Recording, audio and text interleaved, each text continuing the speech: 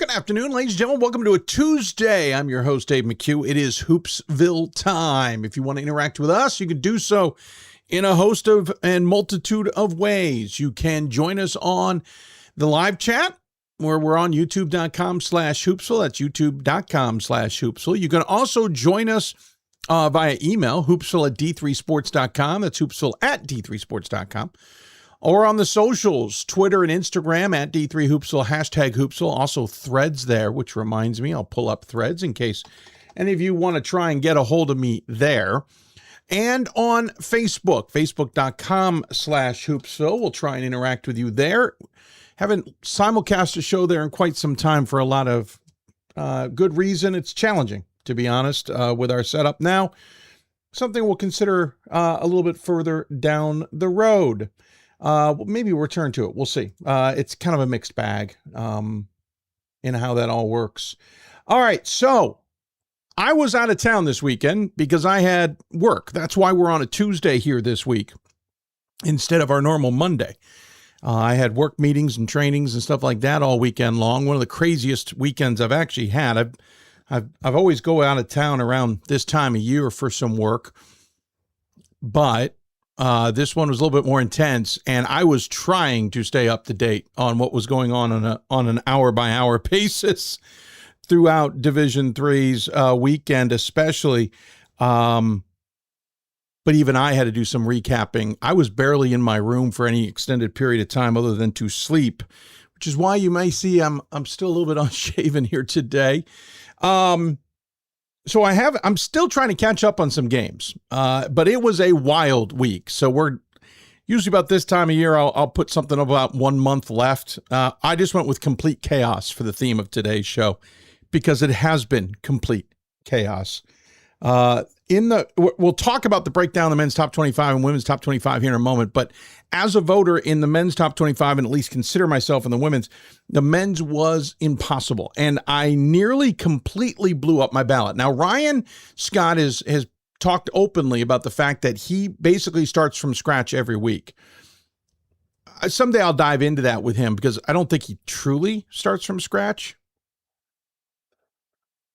I think he still has some pre-notions and some ideas of where he's had teams ranked, but I think he certainly genuinely tries. I, on the other hand, will try and take the week before's rankings because I've had thoughts on these teams at that point and adjust from there. And that sometimes allows me to still keep in mind that I had X above Y for varying reasons. Now, those reasons can change week to week, and I will adjust accordingly, but I don't want to make a mistake and forget about something that had me have that XY arrangement and accidentally rank it YX and, then can't justify my rankings. That's part of it. And there's other reasons too. So anyway, usually good once a year, I'll blow up my ranking completely and start from scratch like Ryan discusses, and I nearly got there this week.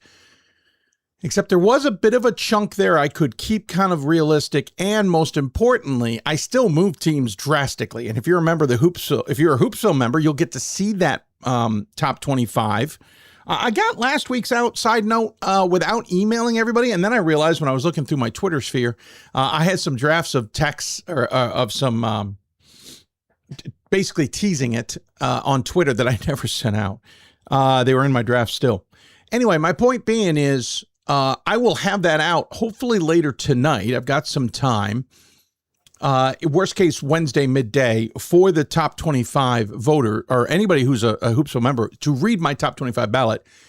The problem I'm going to have is not talking about every team because I moved just about everybody.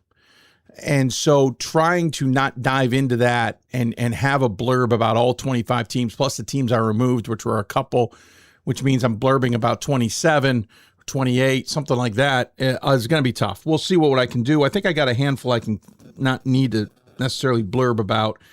So we'll get that out as soon as we can. We'll work on it. We also have more work ahead. So this is a very busy time of year, as you can probably imagine. But go to buymeacoffee.com/Hoopsville. That's buymeacoffee.com/Hoopsville.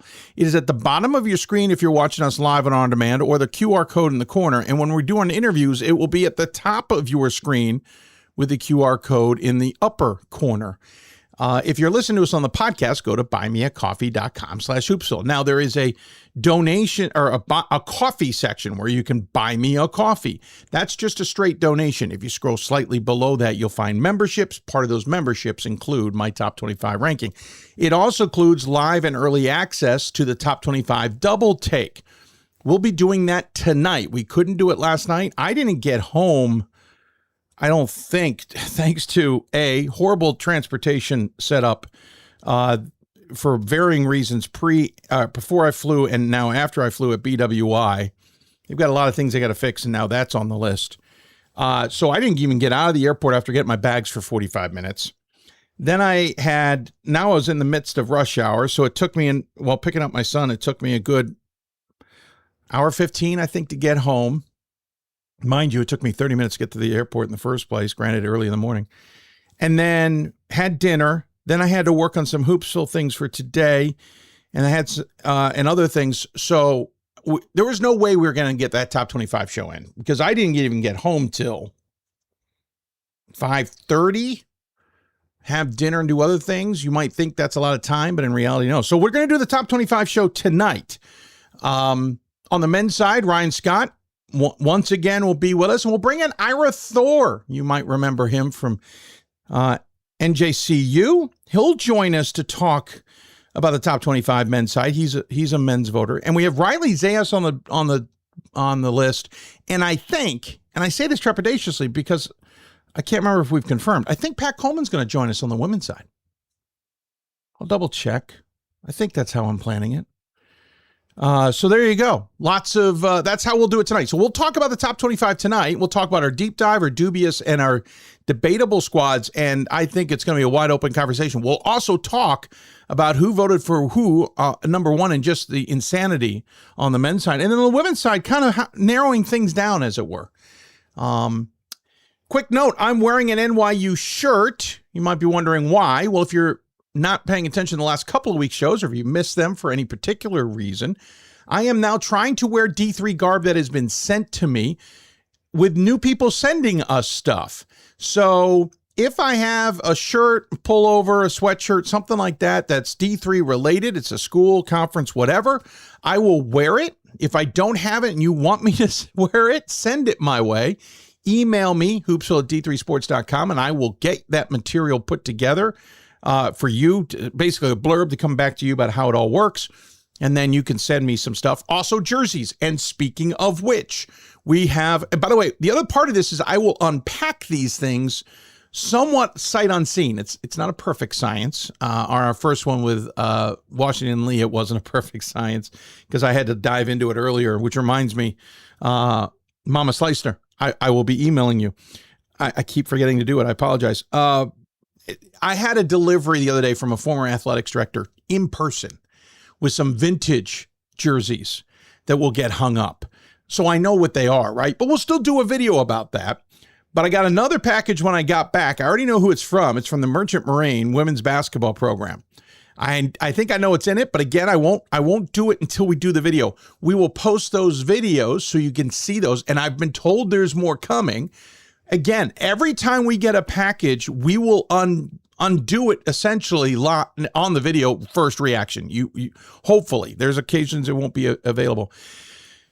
And thus, if you send us gear, and I know it's a shameless plug, but if you send us gear, I'll wear it. It's got to fit, though. I do have a lot of shirts that do not fit. Some of them I wouldn't have fit in, maybe even in college, to be completely fair. I love some of you, but you're underestimating things. So anyway, I'm wearing NYU, but I also thought it appropriate because the women's basketball team is at 80 straight wins. They have a chance to tie and break the record this weekend against Carnegie Mellon and Case Western Reserve.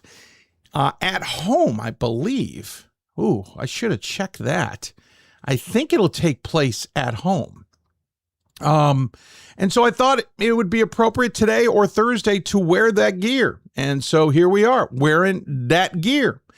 No, I'm sorry. They're at Case Western and at Carnegie. I apologize. I forgot. They were at they hosted Case and Carnegie this past weekend, beat Case Western 93-64, and then squeaked by a really good Carnegie Mellon team 58-57. So we'll watch them coming up this week. Apparently both games are at noon, which is odd. I think, is that accurate?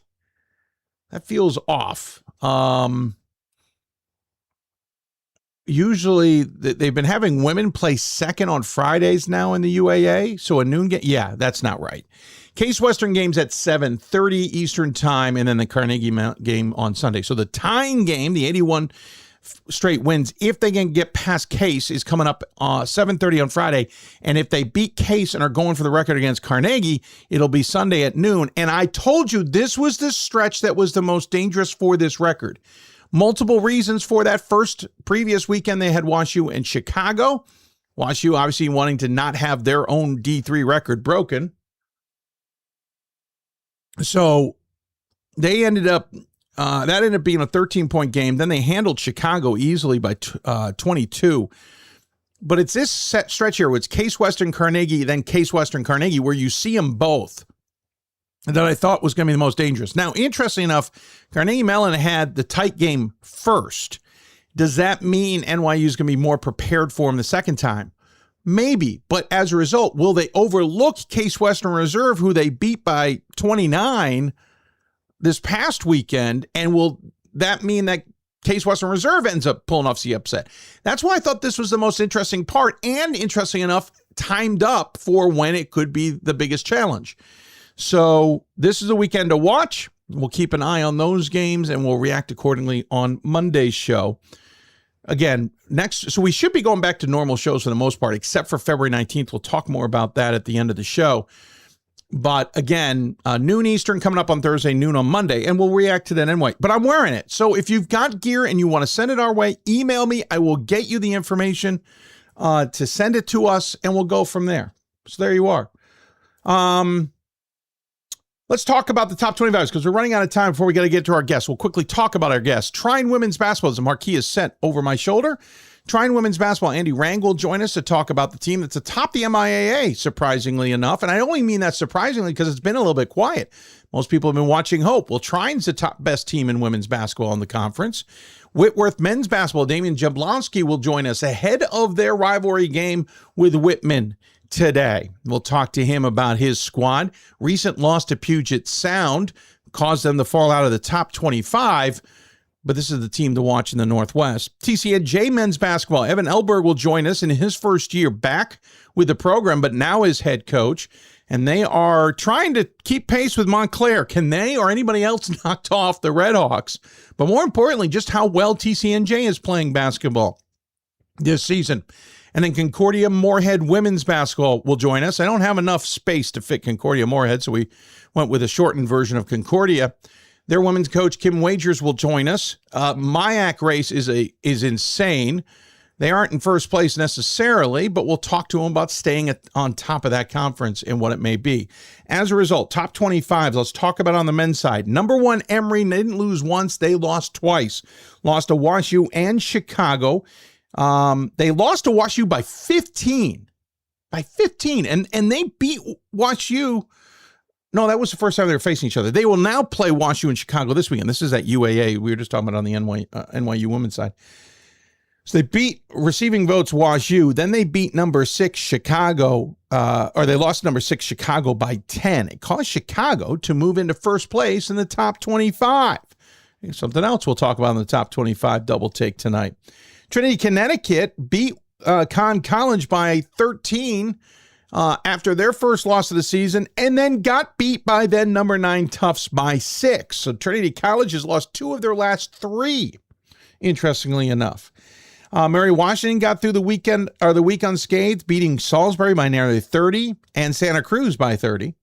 St. Thomas got through unscathed, had a tight one with Texas Lutheran by 2, and it had a tight one with Concordia, Texas by 2. It caused me to have a lot of decisions on how to vote for them. Montclair beat William Patterson by 16 and Rutgers Newark by nearly 30. Chicago got through the weekend by defeating Rochester Emory, as we mentioned, moved up to number 1 as a result. Redlands got past Chapman, but then lost to Kowloon by 12. That was a head scratcher. This is where I get concerned about Redlands. They get a little bit, not a little bit, they are inconsistent at times. I saw it in Vegas, and that Cal Lutheran loss screamed the same to me. Randolph-Macon got through the weekend, or through the week, I should say, including a dominating win over W&L. Yes, they had a dominating win over Eastern Mennonite, but the W&L game was more eye-raising. Tufts had to postpone its Wentworth game, then lost to Wesleyan by 7, turned around, and as we mentioned, beat Trinity by 6, which definitely had me scratching my head. Claremont Mudd Scripps lost to Laverne 85-71, then lost to Chapman by 1. So Skyac getting a little weird, to say the least. Gustavus got through things well, beat Hamlin by 20, or nearly 20, Concordia Moorhead by 10. Illinois Wesleyan, we mentioned on Thursday's show because they came on the show right after losing to Carthage. Then they went out there and easily defeated North Central by 29. Mount Union got through the week. Christopher Newport, Endicott, Hood, and Roanoke untouched. And then the bottom quarter of the top 25 was insane. Calvin something's wrong because they lost to Olivet and Albion. And I haven't read the boards or Twitter to see if there's anything out there specifically of what's going on. But they lost to Olivet by 7 and they lost to Albion by 4. They've lost something like 3 of their last 4 of their last 5, I want to say. Which means they have absolutely fallen out of anybody's top 25 conversations. They've lost 3 of their last 4. I'm thinking back to their Mount Union loss. So they lost to Mount Union, then won 4 straight, and now have lost 3 of their last 4. So I don't know what's going on with Calvin. Wesleyan, who we mentioned, beat Tufts, then lost to Conn College. Just a wild week in the NESCAC. Oshkosh lost to Whitewater by 10, 101-91. Otterbein beat Baldwin Wallace, but lost to Mount Union. The Mount Union loss isn't that surprising considering their rankings. But Otterbein stayed in the same spot in the top 25. NYU lost to Case Western. Oh, this is in the... Yeah, I wasn't even voting for NYU. NYU lost to Case Western, then beat Carnegie Mellon. WPI lost to Clark, so it's another loss for WPI. Whitworth, as we mentioned, lost Pacific, but beat Willamette. F&M got through the week, defeating Washington College and McDaniel. In the receiving votes category, Catholic, who I was voting for, lost to Wilkes by 6. Platteville lost to Stevens Point. Scranton lost to Drew before beating Juniata. York lost to Messiah after beating Widener. John Carroll lost to DePaul after beating Worcester. So it results in a lot of conversations about who you're going to vote for. On the women's side, top 8 was fine. Hope lost to Albion. It's just a strange loss. I haven't even been able to figure out the last time they've lost to Albion. That was in overtime. Whitewater lost to Oshkosh. Emory lost twice. It was a bad week to be at Emory. WashU and Chicago. Cortland lost to SUNY New Paltz after winning the first 2 of the week. Bethel lost to St. Mary's to make that MIAC race even wackier. McDaniel, good to see that they've got their best player, Beckett, back, but they lost in a thriller to Gettysburg. Gettysburg was down 11 in the third, came back to win by 5. And then McDaniel beat F&M by 10. I think McDaniel, I'm going to say it right now, McDaniel, I think, is the 3rd best team in that Centennial and could cause some problems in the playoff race, though they've got Johns Hopkins and Gettysburg a second time coming up. Gettysburg Hopkins coming up this week, by the way, tomorrow, in fact, Wednesday night at Gettysburg. I know that because I'm calling it. Shenandoah lost to Bridgewater and Guilford. Shenandoah's season starting to come a little bit unglued. And East Texas Baptist lost to Hardin-Simmons. Those are all in the receiving votes category. So even for the women's side, there's a lot to discuss on the top 25. And we'll see how it all shakes out, to say the least. So there you go. I'm a little late. I got to go. We've run out of time here. A bunch of people in there, Dice Can't including. I'm watching a YouTube chat on a 12-minute delay as I just got into my apartment. I see that you're wearing an NYU shirt. I almost afraid I would have instantly posted on D3 boards on my phone from Brandeis about a women's belt title change. You're right. Almost had one for the first time in years. I feel sure that I'm going to get a comment from you about the NYU versus Carnegie women's game from a few days ago, right?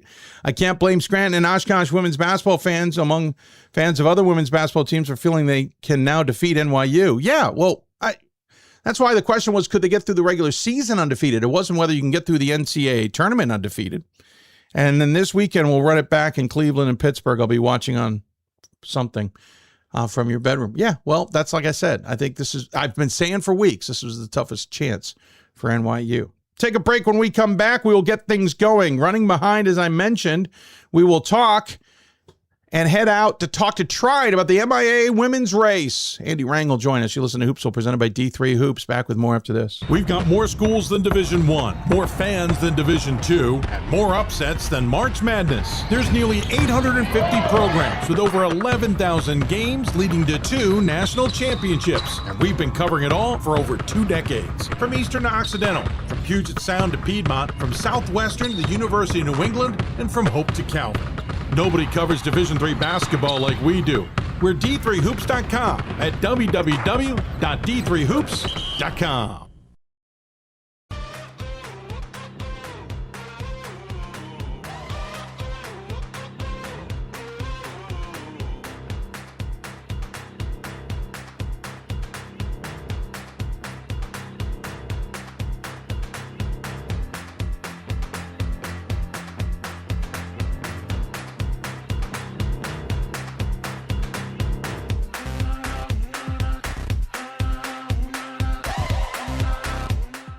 The National Association of Basketball Coaches is the nation's premier professional development and advocacy organization for basketball coaches at every level. The NABC strives to serve as the voice for coaches on national issues while advancing the core value of leadership, service, advocacy, education, and inclusion. To learn more about the NABC and to become a member, visit NABC.com and follow the NABC on social media at NABC1927. That's NABC.com or NABC1927 on social media. It's on us to stop sexual assault. In any way that we can. To get a friend home safe. To never blame the victim. It's on us. To stand up. To make our community safe for all. It's on us. It's on us to look out for each other at parties. It's on us. To be more than just a bystander. To step up and say something. It's on us, all of us. To stop sexual assault. Learn how and take the pledge at itsonus.org.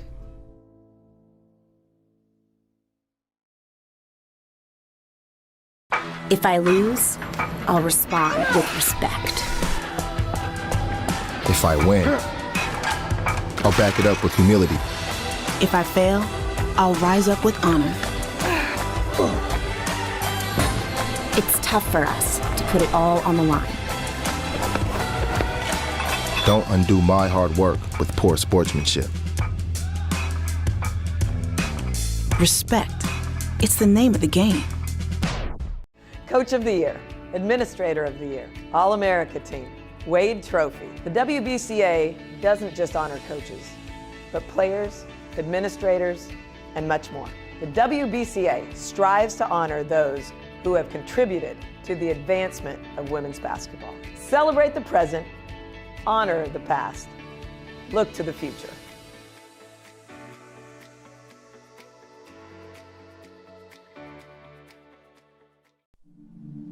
I used to never really talk, ever.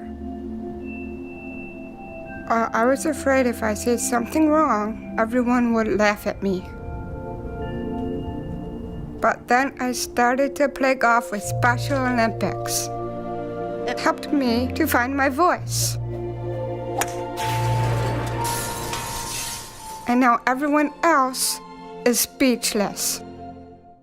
We've got more schools than Division I, more fans than Division II, and more upsets than March Madness. There's nearly 850 programs with over 11,000 games leading to 2 national championships. And we've been covering it all for over 2 decades. From Eastern to Occidental, from Puget Sound to Piedmont, from Southwestern to the University of New England, and from Hope to Calvin. Nobody covers Division III basketball like we do. We're D3Hoops.com at www.D3Hoops.com. Welcome back to Hoopsville, everybody. As we get rolling along, we got great guests ahead of us. Trine women's basketball, Whitworth and TCNJ men, then back to the women's side with Concordia Moorhead. If you got questions for us or our guests, email us, hoopsville at d3sports.com, tweet at us at D3Hoopsville or hashtag Hoopsville. You can join us on Facebook. You can also join us on the live stream. You can join us, let's see, our friend Dice Canton is reacting to things I've talked about 12 minutes ago. Alan, you got to catch up, buddy. Let's talk women's basketball on the MIAC side. If you look at Trine, not surprisingly having a good season, but I feel like it's a little bit under the radar this year. They're perfect in conference at 11-0, 17-3 in season. They've got a game and a half lead on Hope. who lost their second game in conference to Albion, who is sitting in third, but a distant third at 7-3 in conference play, but having a tremendous 14-5 season. But again, I feel like maybe it's other things, but this race seems to be under the radar. Maybe everyone just thought Hope was going to kind of walk away with it this year. And as we're clearly seeing, they're not. And Trine's the best team. Of course, you go back and look at Trine. 20-win seasons are the norm. Last time they didn't have a 20-win season, not counting COVID, you have to go back to 2015-16, and they won 19. And the year before that, they won 15. This is a steady program that usually flies sometimes under the radar. Joining us on the Hoopsville Hotline to talk about his maybe under-the-radar team is Andy Rang, head coach of the aforementioned Thunder. Good to see you, sir. How are you? Hi, Dave. Good. I'm well. Thank you. You were talking to me. We have a little previously recorded segment here. I'll fix that. You were mentioning to me earlier that you can't get out on the golf course, but you knew that living where you live, sir. Yeah, this snow is going to put a wrinkle once this season gets over to get the clubs all warmed up. Luckily, we got a few simulators around here. I can go hit a few before the snow gets off the course. But yeah, I still get down and hit a few in the simulators around here. So that's a good thing. Got to watch out for that handicap. Make sure it doesn't go crazy on you. It's too low. I can tell you that, Dave. I can tell you that. Mine is infinitesimal, even if I got out there playing regularly.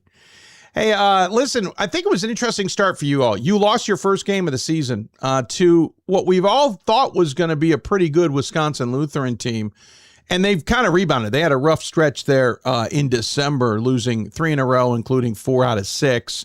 They've lost 1 since. They're 14-5. But again, first loss out of the gate.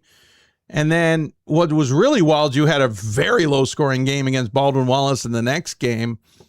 Then you lost 2 in a row in December. I think at that point kind of fell off the radar a little bit. Tell me about what's been going on this season. What's worked, what hasn't, what have you had to learn, et cetera?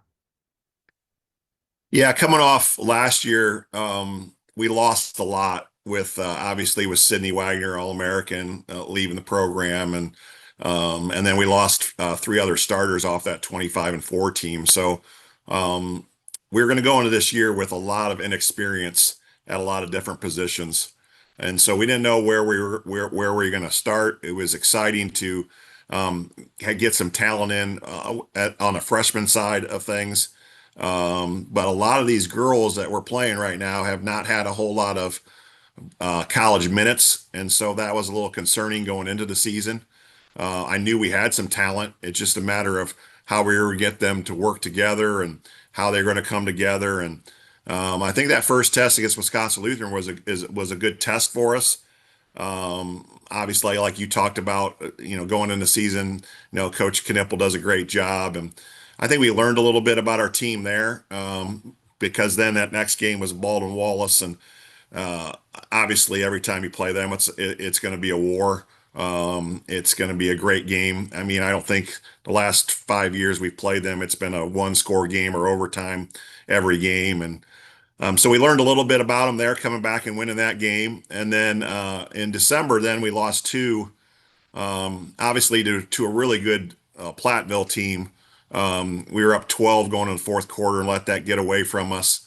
And then did not shoot the ball well against Hanover, and Hanover played a really good game there. And going into Christmas break with a five-day break, you're thinking, oh boy, where are we at? Because we got to go to DePaul and play DePaul on their home floor, and then a good Elmhurst team as well. So we're going to find out real quick what kind of team we have. And what we found out is we have a relentless group that is a bunch of fighters that will not give up. They're resilient. They are a hardworking group, and they take it game by game, and their preparation and their hard work has got them to where we're at right now, ahead of the MIAA and at 17-3. I think you've won 29 straight wins in conference, if memory serves, or if I did the math right. It's not a memory thing. With a win over Alma, 66-37. Interesting game, by the way. I want to go back to. You had an interesting one against Calvin a couple back. I thought this was a typo both in the box score and in the write-up. You scored a single point in the first quarter. You were down 15-1 after 10 minutes. Andy, how does one do that? Well, I'll tell you an more interesting story is we didn't have a field goal for the first 15 minutes of the game. And I mean, I've seen some bad teams do that, not good teams. That's a lot of credit to Calvin and how well they can play defense. But again, it goes back to the resilience of this group, and even having just a terrible half like that, they didn't give up. I can tell you this, Dave. You know this. We've built this program on defense, and we tell the girls all the time: defense travels, especially in the tournament. And rebounding is another thing we stress a lot. And the way we're playing defense, I thought going in this year, that might be the biggest thing for a lot of these kids to pick up for us, our system and how we do things on the defensive end. But they picked that up a lot quicker than I thought they would. And it's showing now with the way we're playing defense. And that our defense kept us in that game against Calvin until we saw a few shots go in. Once we saw a few shots go in, I thought we our confidence built during that time. We've had a few games like that, and so it's a testament to how hard those girls work, and they're never give up attitude and their relentless work that they do. Yeah, it was interesting. At halftime, it was 21-10. It was a barn burner. You guys scored just 9 in that second quarter, but they only scored 6 to your point. And actually, second and third quarter combined, it was 12 points total for Calvin. Mind you, they scored 15 in the first quarter and 13 in the fourth. They only scored 12 in the middle, too, combined. You guys went 1-9, 16, 20. You scored almost half your points in the fourth quarter, Andy. It was a 46-40 finish. You scored 20 in the fourth. Like, that's just, if you had more hair, you would have lost it, I suspect. Like, that's just, yes, you got great defense, but that is a mind-blowing, like, challenging game to try and play out. Yeah, it is. I just think in our conference right now, our conference keeps getting better and better. I mean, you look at Calvin and what they did earlier in the year, going to Tufts and Bowdoin to get 2 wins. You know what I mean? Absolutely. They're a very good basketball. Their record is really not how, good they really are. And there's a few teams like, Albion going there Wednesday night is going to be a tough place to play. It always is. They're playing really well right now. They're probably one of the hottest teams in the MIAA, beating Hope the other day on their home floor. So it's going to be a test. And, going, towards the end of the year, we still got, 5 games here, and we still got to play Hope and Calvin yet again. So it's going to be a test again for this team. And I think this team is going to be true to the test, but it's going to start on Wednesday night. Yeah, Albion was 12-15 last year, 9-7 in conference play. They're already 14-5, 7-3. Granted, an 18-win team usually on the norm, but below Hope, yourselves, and sometimes Calvin. They don't usually pop up, do the Britons on radar. And again, as you mentioned, just got past Hope. They're a little distant, but a couple of wins, couple of results, and suddenly it's not a distant third. It's more of a quagmire. Let's talk about this team a little bit. You're led by Aaron Sherwood statistically at 14 points a game, 4.5 boards, shoots nearly 50% from the floor. You keep letting her shoot threes every once in a while. She averages, granted, she only played 11 games. But last game unfortunately, Dave, is she out? I hate to cut you off, but she is out for the year. So that's where I was building that towards. Was she last played on January 3rd, and sometimes that's okay. She got dinged up. She's not going to play a little bit, but she's coming back. So my question was, is she out, or do you get to have her back? So now it falls to Madison Wagner, 10 points a game, 3.1 boards. What is that loss you have with Sherwood that you now have to pick up? Yeah, Aaron was last year first team all MIAA player, and she was really just a solid player for us. Playing really well. It's just a real disappointment that she's out for the rest of the year. But I think that what this team does is they pick each other up all the time. And it might not be Madison one day. It might not be Annika one day. The great thing about this team is they don't care who scores. They just want to win. And it always seems that someone on this team picks it up when we need it. That's the great thing about this team is you can look down at our stats. They're all kind of bunched up there a little bit with scoring and things like that. Yeah. But every game, it seems like someone steps up to the plate. And we've talked about that, especially after Aaron left, who's going to pick this thing up. And it just seems that every game, someone is ready for the test and they step up and do it for us. Yeah, this is that time of year where you see someone's missing some games, but you don't want to assume they're out because they could come back after maybe just rolling an ankle, right? Or twisting a knee, or be honest, having mono. I've seen that as well. And so you're never sure when you're looking at stats and looking at box scores and breakdowns of what you're really seeing there. She played 24 minutes too. It's not like she played 3 and you're like, oh, she got injured. She played 24. She's played 24, 25 minutes in a lot of games. In other words, she doesn't have to play a lot of minutes. So you talk about Wagner, Annika Southworth also there. You talk about kind of the grouping there, 9 points a game for her. Allie Capuch, she's got 8 plus 8 or nearly 9. Haley Cole's at nearly 9. Olivia Marks at 7. And then there's a drop off from there. By the way, Marks is at nearly 8 boards a game, 6 for Cole. What is it about this group then? You were talking a little bit about stepping up, of course, and somebody new every day, but what is it about the group that kind of figures it out, especially an Addison Hudson that you seemingly have also put into the starting lineup? What's this group? What's making it tick that's maybe different with Sherwood out? I don't want to underplay the loss of Sherwood for sure, because she was our senior leader. It reminds me a lot of about 3 years ago when we lost Sam Underhill. We went to the Sweet 16 that year, and we lost Sam in the middle of the year, who was our senior leader, our captain, especially on the defensive end. And Aaron did a lot of those things. And so the leadership role on some of these girls has really had to step up as well. And they've really taken that reign with it.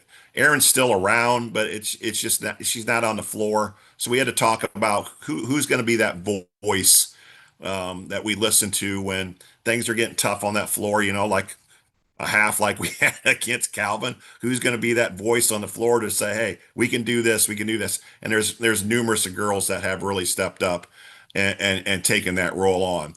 The thing that I'm most proud of this team is like you look at Liv Marks. Her first 2 years here, she didn't play hardly at all, but she came in and she's just worked really hard to get to where she is, and she's one of our hardest working kids out down the floor. She goes 100% all the time.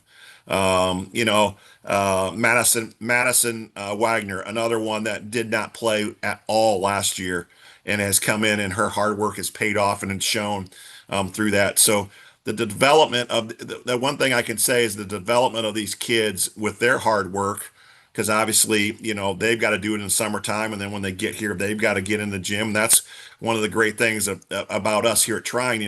This gym is 24/7 for us. There's no one else in here. It's just us and men's basketball. So they have every opportunity to come in here and get better every day. And they do that. And this team is one of the hardest working teams I've ever been around. They are in the gym all the time, whether it's 7 o'clock in the morning. We got a group of girls that come in at 7 o'clock and work out. We got girls that come during the day, during class, and then even at night, there's girls that after practice, they still stay and shoot after practice. So it's a real credit to this team and how hard they have worked to be able to get where we're at, and their resilience. I'm going to say it again, just a resilient group of girls that, and I'll say this, Dave, it's the chemistry on this team is really good too. They really love each other. They love playing with one another. And it shows every day in practice and during games. And so they lift one another up all the time. When they're down, if someone's not making shots, hey, you can do this. They're just building each other up all the time. And so that's what's made this group really special as well. So no, you suck. Get off the team. No. What I find interesting about this unit, and I think maybe for the first time when you and I've ever talked, you've got 5 seniors and juniors combined. and we've mentioned Sherwood and Hudson. You've got 9 sophomores on the roster. Some of them don't have uniforms, haven't played. Same with the freshmen. You have 9 of those, but we've mentioned some of them. We've mentioned Southworth, for example. And we've mentioned Wagner. This is a younger team. So I'm curious how that relates to take in the end of last season. You lose 2, having a spectacular season, 4 losses on the year, but you lose to Calvin in the conference playoffs. Then you take on Transylvania in the first round of the tournament, get past them in overtime, and then Illinois Wesleyan beat you all by 32 in the second round. That's a non-typical Trine finish to a year. But as you said, you had a bunch of upperclassmen, and a lot of these underclassmen, especially the freshmen, either weren't playing or weren't part of the program. Does that still resonate? Did it even resonate in the first place? I think some of the girls that were with us, it did resonate, obviously, but it also resonated too that these girls that didn't have time, like let's just say Liv Marks and Madison, and they saw the potential of this could be my time. You know what I mean? We're losing all these girls. This could be my time, and this is my time to shine. And they really went out and put in the work in the summertime and in the fall, and then it just really translated over into the year. So we talked about that. We talked about with in end of the year meetings and stuff like that. That hey, we're going to really need to count on you. So this is what we need you to do this summer, and each one of them did that. And I knew we had some really talented freshmen coming in. Southworth and Nichols and Sophie Giselle, who's been playing really well. I knew some of those kids were going to have to play, but they were coming from experiences of AAU and having Annika is a daughter of a coach, so those kids, I knew they'd been through the wars. I just didn't know how fast they would be integrated in with those group that have been around, and how fast they would pick a few things up. And they've done it a lot faster than I ever thought. And they really, chemistry is one thing that is really huge with any team, but on the women's team, it's really, really important. And I really believe that this team really came together a lot faster than I ever thought it would.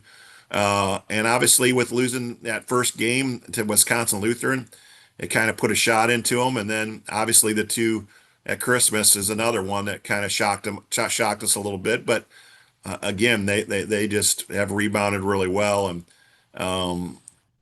again, it's a testament to them, Dave. I mean, they've really put in the work, and they're in here all the time. And I couldn't be more proud to be their coach, and they're just fun group to coach. You know what I mean? When you have that kind of chemistry and you have that kind of hard work with a group, it's so much fun to coach, and we're having a great time, and hopefully we can continue and the other thing is, Dave, like you talked about, I think that's something to build on. We're going to talk about that here coming forward, how, at the end of the year last year, we kind of struggled.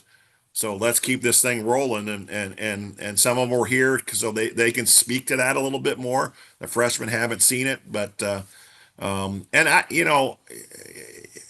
we haven't been to Hope yet. You know what I mean? The Hope game was here. The Calvin game, was at Calvin, and now going to Albion. They're experiencing, some of these kids are experiencing those things for the first time, and so it's kind of fun to see them kind of experience that and go through it and play the Hopes and the Calvins first time. And now they've got that experience, but going to Hope when there's 2,500 people in the stands, it might be a little bit different. And going to Albion, who's going to have a great crowd there.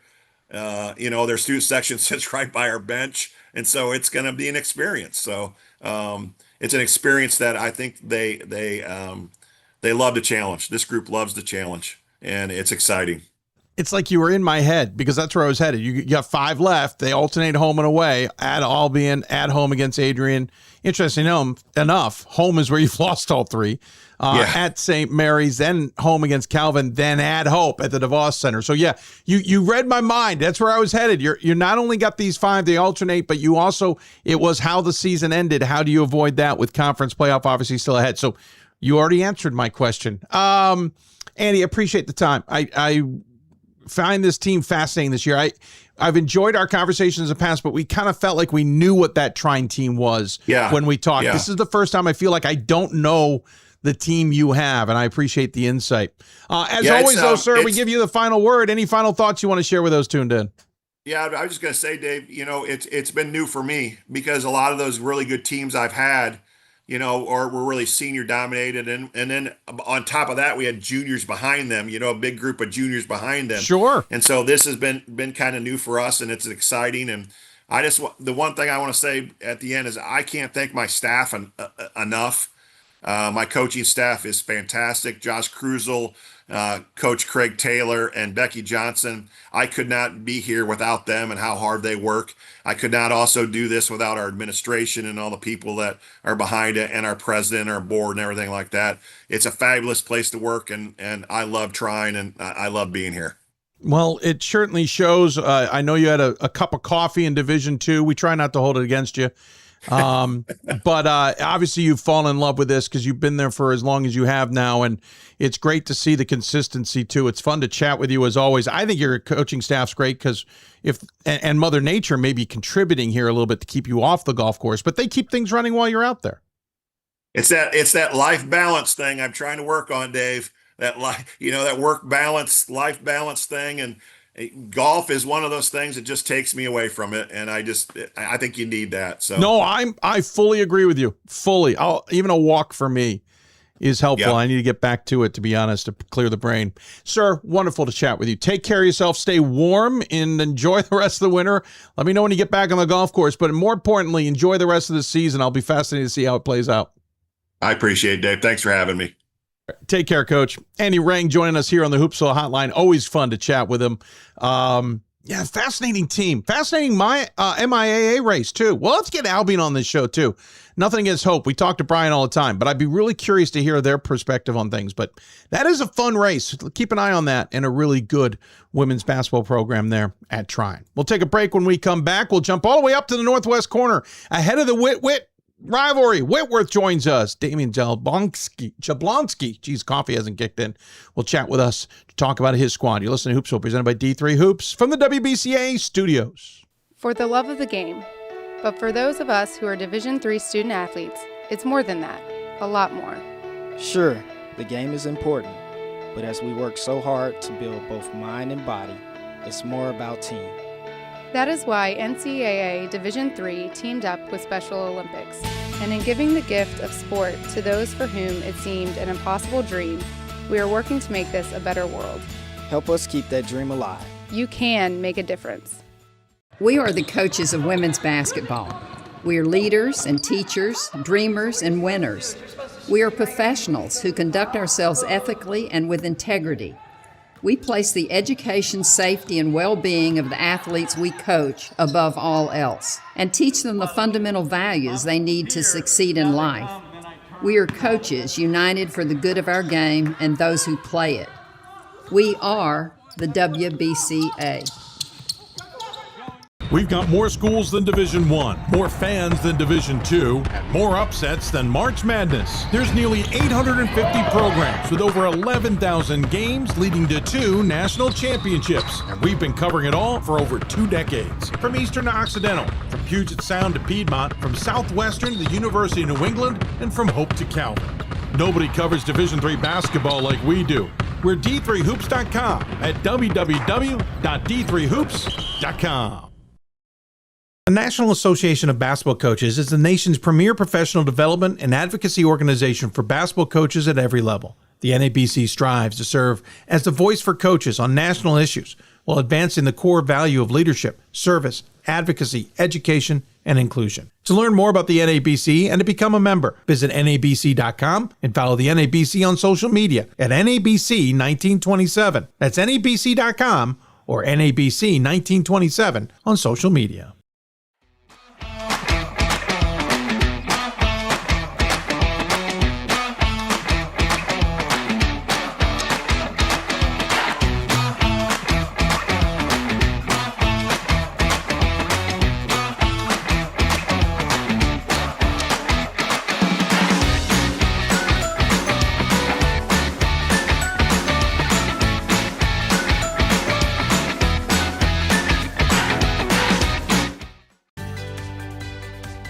Responsibility is being accountable for your words and actions, first and foremost. It also is an obligation to be a positive influence in the communities around you. Being in a D3 program, you're going to have lots of different opportunities. You're not just an athlete, you're also involved in student life. Your academics are extremely important. We give a lot of our student athletes responsibilities right from the start by giving them leadership opportunities, by having them engage in the community, be a positive influence. That's being a responsible person. There are over 480,000 college athletes. Only 2% will go pro. That means over 470,000 will not get a shoe contract. No autographs. No private jets. No fan clubs. No Hall of Fame inductions. Instead, they will walk away with something much more valuable.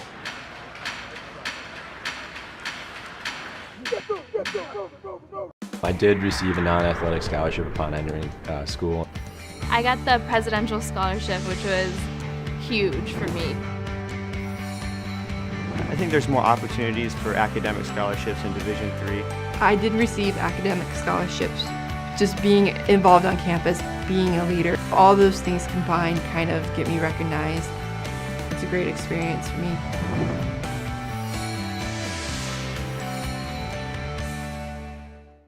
For the love of the game. But for those of us who are Division III student athletes, it's more than that, a lot more. Sure, the game is important, but as we work so hard to build both mind and body, it's more about team. That is why NCAA Division III teamed up with Special Olympics. And in giving the gift of sport to those for whom it seemed an impossible dream, we are working to make this a better world. Help us keep that dream alive. You can make a difference. We are the coaches of women's basketball. We are leaders and teachers, dreamers and winners. Cutting off the ad there. Let's run along. It's basically PSAs. Welcome back to the show. I'm your host, Dave McHugh. If you want to advertise on this show, you see we've got the ad space. Contact me. Happy to do business with you. If you're wondering why I'm wearing the NYU shirt, you got to listen to the beginning of the show, but we'll talk more about it at the end of the show. But if you want me to wear your gear, email me. You can also email me with questions, hoopsville@d3sports.com. We are at that point. We're in the final month of the season. Conference races, when you dive into them, start to take on a little bit more of an interesting twist. First off, you're at that point where everybody gets to know you, right? So the second time around, it gets a little bit more dicey. Whitworth found that out. They played Pacific at the beginning of January and beat them by 2 at home. So you figured it's going to be a tough chance the next time around, and Pacific returned the favor, winning by 1. So you're figuring, well, it's Whitworth and Pacific, right? No, Puget Sound is a team that's sitting behind Whitworth this season in the Northwest Conference with Willamette there and Pacific as well. It's an interesting conference race on the men's side, one that I can't quite really make heads or tails of. Whitworth, in the meantime, has been in and out of the top 25, much like a pirate ship would be in and out of the bay, trying to maybe lay low, keep us all guessing as to what's going on. To talk about it and to talk about how crazy my analogies have gotten over the years, we bring in Damion Jablonski. Muted myself. Pirates of Whitworth. Good to see you, Coach. Thanks for finding time on a busy day. You bet. Thanks for having me, Dave. Should point out, brainchild me went and said, oh, we definitely have to talk to Whitworth. We'll do it definitely on the 3rd. Ignoring the fact you're playing your rival tonight. So I appreciate it. At least it's at home. Let's start there, actually. Big game with Whitman coming up. I know Whitman's not having its season that we grew accustomed. Ever since Eric Bridgeland left, the program just hasn't been the same. They're 8-10, 3-6, and last time you guys faced them, when was it? Yeah, January 6th, and you beat them by 30. I assume nothing is assumed. What do you expect tonight? Oh, for sure. I mean, I think every conference race is difficult. Obviously, a rivalry game, you can expect anything. They really are, they have some great talent. They just haven't quite put it together this year. So, we got to be ready though. They've got some really strong forwards, variety of guys that put pressure on you. So, it's going to be fun. That rivalry is really a pretty classic rivalry. It's hard to explain to everyone, the feelings that get involved. So, it'll be fun. It'll be really fun. I think our guys are looking forward to it. The feelings is I like that code word, sir. That's an interesting way of saying emotions and insanity. I respect them completely. I think they've got a great program, great school. And I just think it's part of college sports. It's one of the beauties of it. Fans love to get behind it. And if you have these kind of rivalries, it just does nothing but elevate the game and bring fun to the whole thing, honestly. No, absolutely. I mean, that's what we get into this, right? That part of the reason we love this sport has a lot to do with that. Again, you're kind of still licking your wounds from last weekend where this past weekend where Pacific tripped you all up on Friday at their place by 1, and you exacted a little bit of revenge against Willamette, but it was still a tight game by 8. And yes, it's on the road. From you guys, you got to head in to the central to western part of the state and play those games. It's a bit of a haul that plays a factor in that. But as we said, going back to the early Pacific game at your place, it was a 2-point game. Is this one of those where it's matchups? Like there's something Pacific has or does against you guys that's a little bit more challenging than, say, a Lewis and Clark who you beat by 20? Yeah, I think there's definitely some matchup things. Pacific runs press and zone, so they do a lot of dictating for the whole game. They've also got one of the best players in the league, and Anthony Herboka, and he's a good ISO player, and he put it to us both nights. So, the last result was disappointing. Obviously, I think we jumped out to a good lead and then just kind of collapsed. But that's also part of basketball. You see, there's some interesting results down in the SCIAC this last weekend, or even in the top 1, 2, 3 teams in the country. So every game in conference with a familiar opponent is difficult, and they were able to squeak it out. It actually was really close, really similar, parallel to the first matchup. We had a lead, they came back, they actually scored a run out layup basically with about 10 seconds left. We got a final shot. In the first game, we hit it. And in the last game, we did not. And there you go. It seems like almost like the basketball gods were like, oh, you can have 1, you can't have 2. That's no. That's not how this works. Well, it was a great moment for them. I mean, their fans stormed the court, and they deserve it. They deserve to, enjoy that moment. They had some big plays, and they were really resilient in that game. Herboka, just for the record, scored 30 in the first game on 13 of 27 shooting. He scored 26 in the second on 9 of 15 shooting. I got some good news and bad news. The good news is you don't have to see him unless you make it to the playoffs and see him. The bad news is the 30 tied for the most this season. He also scored 30 against Whittier and 30 against Alma this year. And the worst news, which you already knew, is he's a junior. He's coming back next year. That's an interesting team with all that talent. Justin Lunt's squads had 2 4-game losing streaks and a 3-game losing streak this year. They're struggling to put it together, but I know that's neither here nor there. They're behind you for the most part. You've got the second half of the schedule ahead of you, and Whitman's an important one here. And what's really interesting, Damion, is you guys have had to be road warriors to this point. This is part of a 4-game stretch at home before you'll finish with the final 2 on the road. Man, if there's a point in time of just putting this conference away and making sure everybody's got to come to your gym, it feels like right now. No, I think you're dead on. I mean, this is a great opportunity. It has been I'd say not rough stretch, but travel's difficult. Our conference, obviously Northwest Conference is on an island. We're kind of on an island even within our conference. We've got to travel 4 to 6 hours to most opponents other than Whitman, which is a 3-hour trip. So, travel is a part of what we do. So it is definitely nice to be able to be home and in our own beds, and hopefully we can use that to our advantage. Yeah, when I visited Portland, Oregon, saw a lot of signs for a lot of the members of the conference. Saw a lot of go here for Pacific, go here for George Fox, et cetera, et cetera. I didn't see any signs for Whitworth. I saw an occasional sign for Spokane. Sure. You guys definitely aren't anywhere close to a lot of these teams with beautiful drives, I will say. Gorgeous drives. let me back up a little bit because I feel like this might be part of what's going on. First off, how you guys fell off the radar a little bit, and maybe why you guys are yo-yoing on the top 25 a little bit. You guys had a 4-game stretch in December, in a 10-day period, 11-day period between January 6th and the 16th. And really, we can expand out to Chapman on the 18th. But in that first stretch, you lost 3 of 4. You lost to Mary Hardin Baylor, then beat Bellhaven. Those were both at home on a weekend. Then you went to Cali, lost to Pitzer by 5 in overtime, then lost to what we know is a very good Claremont Mudd Scripps team by 11, and then you beat that Chapman team. That was part of that trio of games in California, and you beat them by 20. But again, what was that run like? What did you all learn from it? And how have you moved forward? Because none of those losses are really bad. I mean, Marion Baylor's not getting any attention. They're a good team. Pitcher's the only one below 500, and it's by a game. What did you all learn? Oh, there's some really good teams. And, I think early on, and especially in that stretch, we were really still working to find our identity offensively. So I think, honestly, at that time, it was more of, okay, let's find the flow within what we do offensively.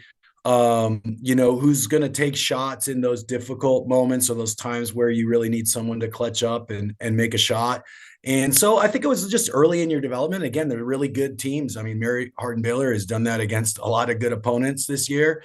Pitzer was a little bit similar to Pacific, and that we just didn't get it done down the stretch. They forced overtime, and we weren't able to finish out. And then obviously CMS is a really, really good team. So, but all 4 of our losses this year, including in that stretch, I think we've learned from. I think our guys have confidence that, they could have gone the other way.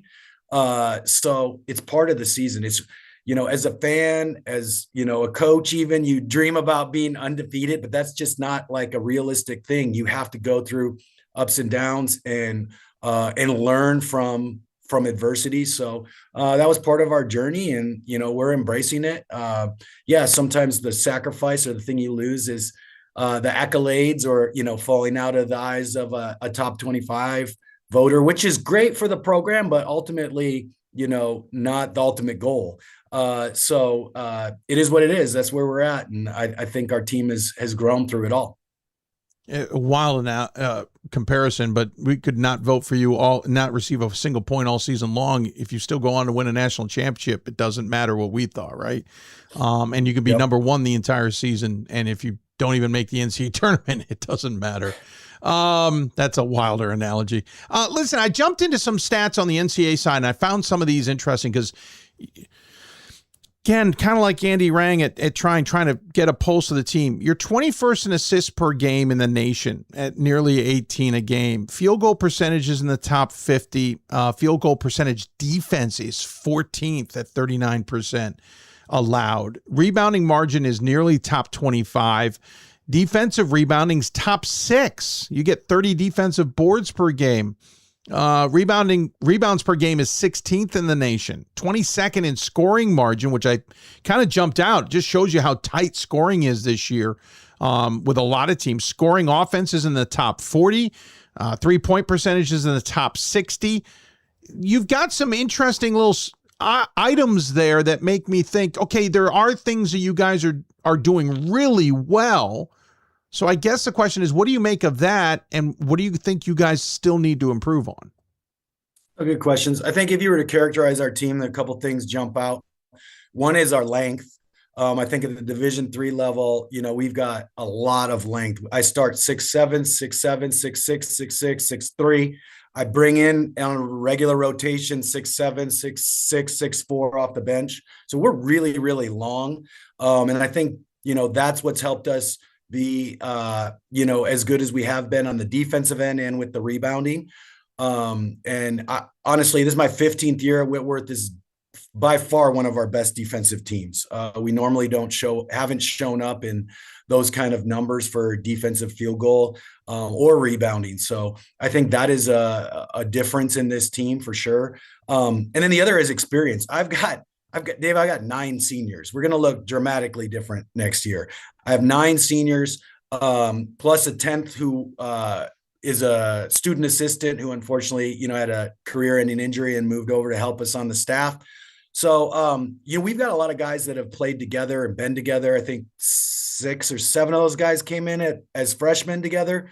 So that connectedness is what I think you see, in the unselfish play. On the offensive side, you see our assist numbers. Our guys are really, really connected as a special group. So I think the length and the experience are the two things.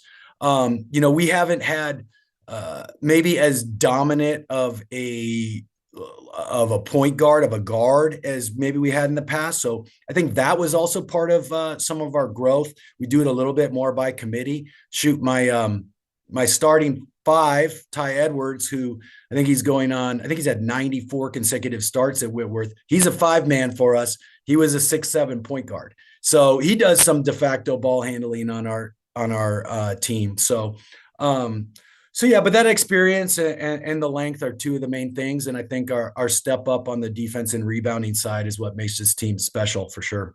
Scoring 84 points a game, but Hill's got 17 of those with 7.5 boards, shooting 48%. Looney, great last name, 13 points a game, 12.5 from Nyquist, 12.2 from Parlin. I know he's only played 9 games. Bateman is got you in there as well. Hold on, I'm double check. By the way, we should point out, unlike what we were talking about with Rang, Parlin's only played 9 games. But it's this side of the season, so he's a factor. Bateman's at 10.9. Bateman's also 7.3 rebounds. So you got multiple guys grabbing high rebounds. You got tons of guys shooting well. 54% from Nyquist, 48% from Beal, et cetera. Like, it's definitely that grouping. And to your point, it's this upper leadership, right? It's this experience that you have. Does that put pressure on Win now? I don't know, pressure, but opportunity. There's no question that I love this group, and you get already we're 2 weeks away from senior night, and my wife was already getting sentimental about thinking about saying bye to these guys because they're such a great group of human beings, and they've meant so much to our program. And they're guys that have been very loyal and gone through all the steps that you got to go through being a part of a good program to be contributors. I mean, Stephen Beal is definitely making a run. In my opinion, he's, should be a candidate for Northwest Conference Player of the Year. He's leading the league in conference play and rebounds as basically a 6'7" 2 guard. He's a shooter, he's a scorer. And he really can get buckets, and a guy who's capable of double doubles. Caden Bateman can get a double double on any night. Ben Nyquist, I think, is 4th in the nation in steals per game. Looney is leading the conference in 3-point percentage. I think he's shooting 49% from 3 in conference play. And then, like I said, Ty Edwards has been an Iron Man for us and started since midway through his freshman year. And then we got some really great guys off the bench. So, there is a little bit of, we'd love to, we know what we have as far as experience. And, I owe it to these guys. I owe it to every team, but I definitely owe it to these guys to give everything I have to help put them in a situation to, have some special moments going forward.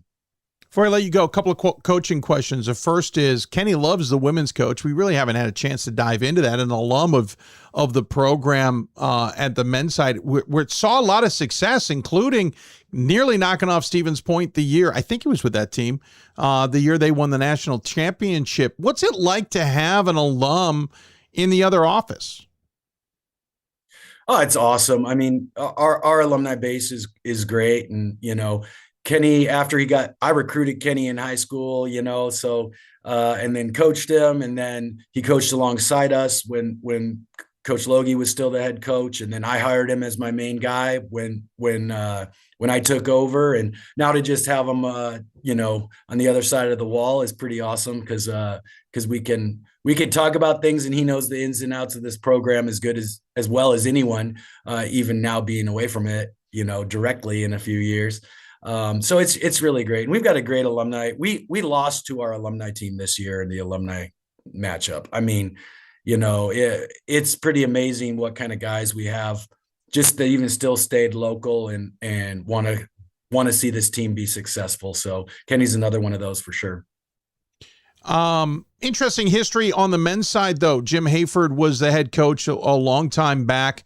He was in Division I at Eastern Washington before things kind of unraveled a little bit on him a few years ago. Matt Logie certainly had his success, had a cup of coffee in SoCal, now is up at Montana State in his third season. Have you had that same pull that those two had of cashing in on the success you've had with Whitworth and do something else with it? Or is this Spokane thing speak to you? I love it here. I mean, you never know what's going to come in the future for sure. Certainly.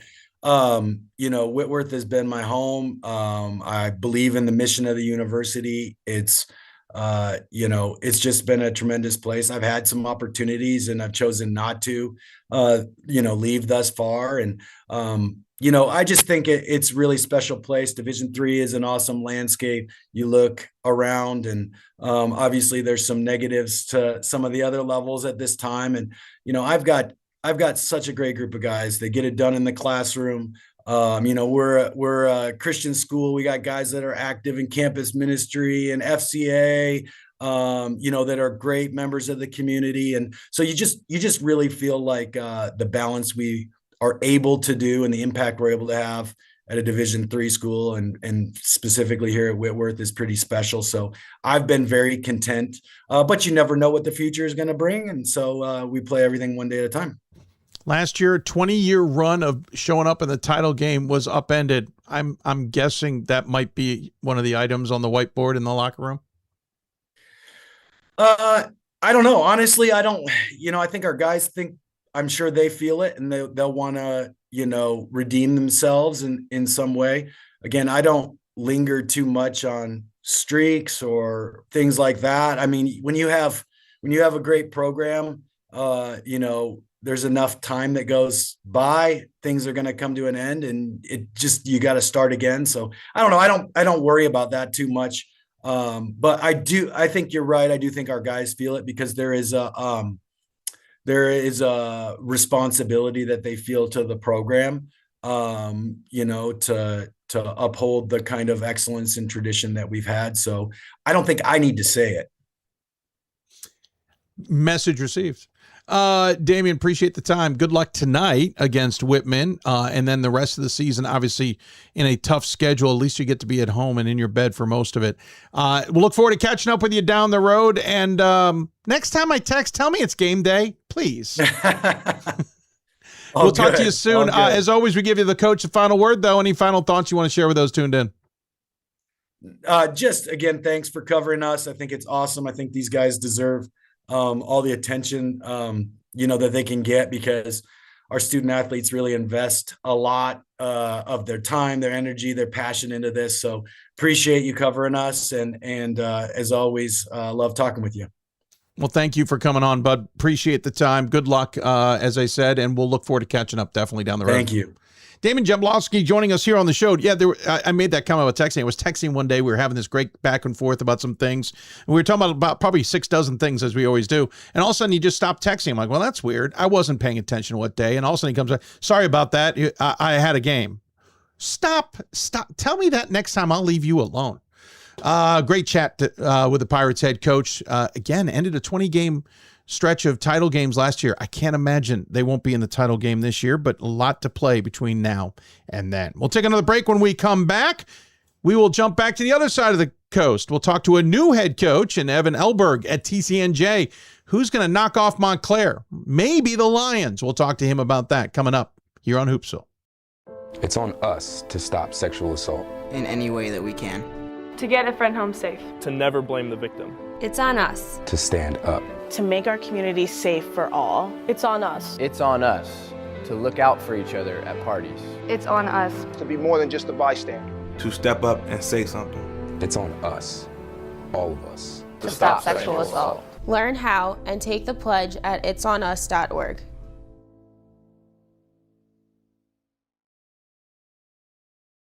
We've got more schools than Division I, more fans than Division II, and more upsets than March Madness. There's nearly 850 programs with over 11,000 games leading to 2 national championships. And we've been covering it all for over 2 decades. From Eastern to Occidental, from Puget Sound to Piedmont, from Southwestern to the University of New England, and from Hope to Calvin. Nobody covers Division III basketball like we do. We're D3Hoops.com at www.d3hoops.com. Comprehensive learning is being able to adapt to experiences and apply the things that I learned. Being an athlete and juggling academics helped me grow as a person, and things that I've learned, I was able to apply it in another field, putting them into everyday life. Developing comprehensive learning helped me prioritize certain things to make sure I get to where I want to be. For the love of the game. But for those of us who are Division III student athletes, it's more than that, a lot more. Sure, the game is important, but as we work so hard to build both mind and body, it's more about team. That is why NCAA Division III teamed up with Special Olympics, and in giving the gift of sport to those for whom it seemed an impossible dream, we are working to make this a better world. Help us keep that dream alive. You can make a difference. We are the coaches of women's basketball. We are leaders and teachers, dreamers and winners. We are professionals who conduct ourselves ethically and with integrity. We place the education, safety, and well-being of the athletes we coach above all else, and teach them the fundamental values they need to succeed in life. We are coaches united for the good of our game and those who play it. We are the WBCA. I learned a lot of valuable lessons playing college football. I never thought about the health benefits of exercise until I actually started to talk to coaches in college. It's not only just for performance, it's for life. My coaches instilled the importance of well-being, not only building up strength, mental health, getting enough sleep, eating properly is all what it is to be healthy. I decided that I want to go into personal trainer and share my knowledge that I obtained in college about physical and mental well-being. We are calling you, all of you. We are calling all Division III schools to join our cause. It's on us to start the change. It's on us to be the change. It's on us. It's on Division III. It's on all of us to stop sexual assault.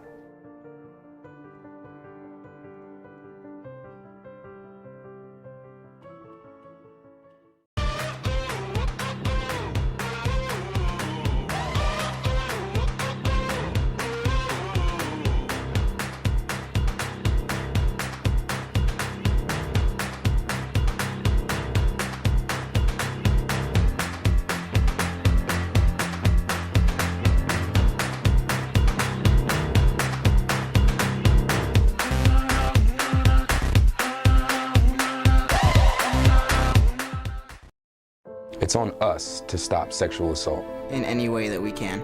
To get a friend home safe. To never blame the victim. It's on us. To stand up. To make our community safe for all. It's on us. It's on us to look out for each other at parties. It's on us. To be more than just a bystander. To step up and say something. It's on us, all of us. To stop sexual assault. Learn how and take the pledge at itsonus.org.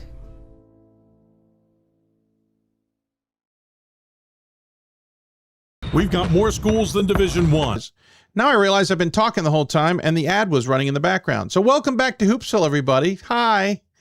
I won't go through that spiel, which was just dumb. But if you ever want to watch the show, you can always watch it on demand. You can also listen to the podcast.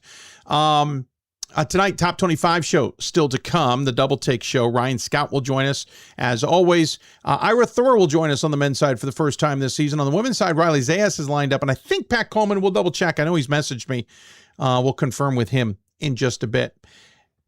Speaking of Ira Thor, of course, he's a huge proponent of the NJAC, but it's been a while since the NJAC had a team atop the top 25. Montclair isn't there, but they're getting first place votes, as they're the only undefeated team left in Division III. Can anyone knock them off? Well, one team who has hopes of maybe doing so. They're going to have to wait to the end of the season to do it, is the TCNJ Lions, who are maybe quietly having a tremendous season, 15-5 this year. They are sitting in second in the conference standings, a game up on Stockton, a game up on New Jersey City for third and fourth, but 3 behind Montclair. Getting a number 1 bid might be a hill too far, but knocking off Montclair wouldn't be, right? To talk all about it is their first-year head coach, Evan Elberg, a guy I've known since he was coaching at Gettysburg as an assistant. Evan, good to see you. Welcome to the show. I will freely admit, the moment your name popped up as being hired by the Lions, I went, well, at some point this year we're talking to this guy. Glad to have you on the show. Thanks, Dave. I appreciate it. Excited to be here. I'm thrilled. Quick note, I got to ask you about some of these Drew guys that keep popping up on the coaching ranks. We'll come back to that at some point. I had a funny moment earlier this year, but let's talk about, first off, obviously the job pops open because last year's many-year head coach, just last year, Matt Goldsmith, an Amherst alum, not surprisingly, took advantage of a NESCAC opening at Middlebury. And so you have the opportunity. You step in here after getting a little bit of a cup of coffee outside of Division III. Tell us a little bit about, obviously you coached there previously, but the interest of taking over as head coach and how it all came to be. Yeah, absolutely. So obviously I was here as an assistant coach, I think 2015 to 2018 for 4 years under Coach Goldsmith, kind of help him establish the culture and kind of lay the foundation for what the program is today. So being able to come back is truly a full circle moment for me, right? People always talk about planting seeds for flowers or trees that you never see grow. So for me to be able to plant some of those seeds and come back and see some of those flowers and trees grown and see all the changes that the athletic department has made, the college has made, and for where the program is now from where, it started before Coach Goldsmith kind of got this thing rolling. Dream come true job for me. Really happy to be back home in New Jersey and super fortunate and, extremely grateful for this opportunity, something that I don't take lightly at all. Yeah, I got to know you at Gettysburg, and still to this day, I look down the bench expecting your head to swivel down and be looking at something. You and I always saw each other there. Let's talk about this season. Out of the gate, your alma mater tripped you up, 82-78. I know you didn't set the schedule, and Drew will never be on your schedule ever again. I get it. But Drew knocked you guys off in the second game of the year, and then you had a stretch to start conference play where you beat William Patterson. But then Stockton got you guys by 16, and then Kane got you by 4. Let's just talk about that stretch there, because I know there were high expectations with TCNJ with Goldsmith there. When there's a coaching change, you don't know how it's going to play out. You probably didn't want a 1-2 start. Just how do you all process that ahead of the Rutgers, Camden, and Ramapo games and reset?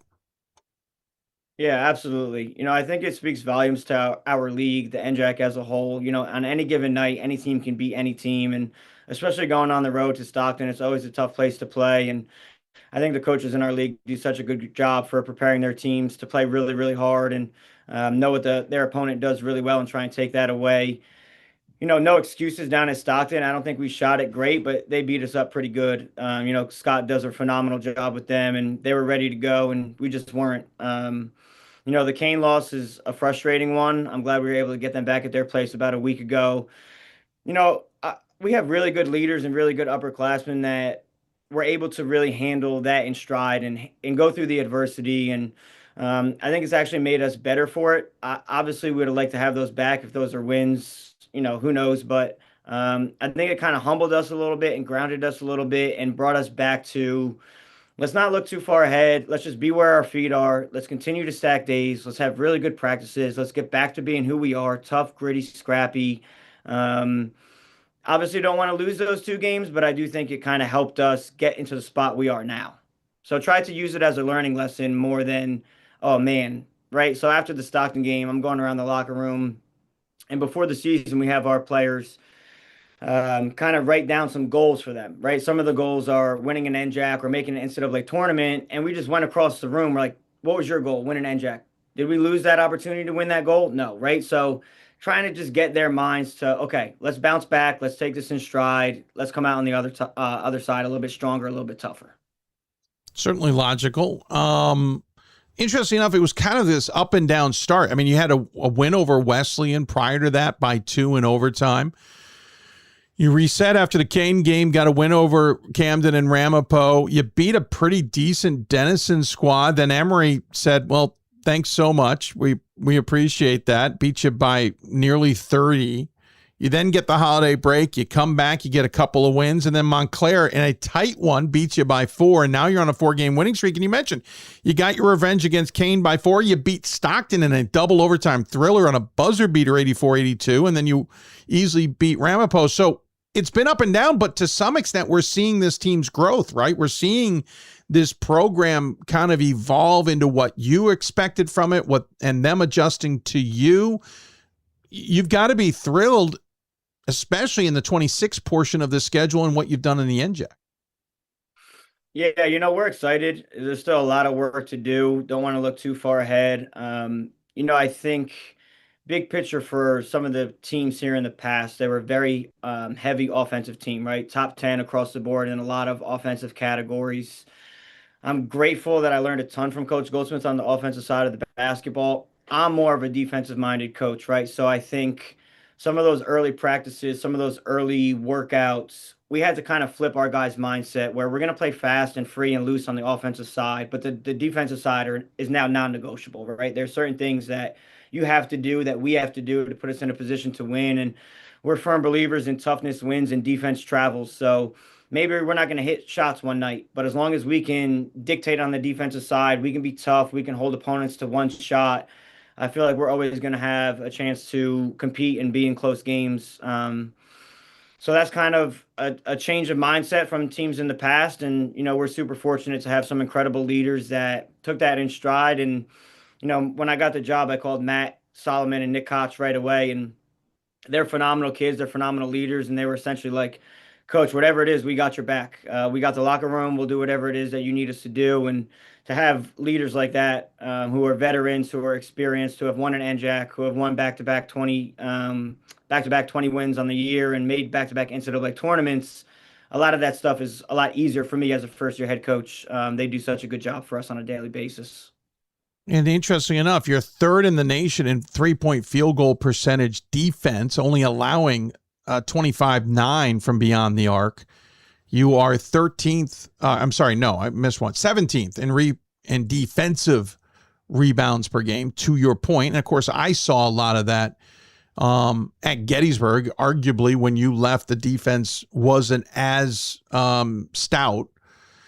Talk about it, these guys. You talked a little bit about some of them already, but Nick Koch leading the team at 21.3 points a game, shoots 46%. Solomon's a 51% shooter, 13.5 points per game, and 11 rebounds for a double-double. Jonathan Okocha, 10.7 points per game. David Alexander's 9.5 points. Like, you've got a lot of different weapon options there, but it obviously starts with Nick.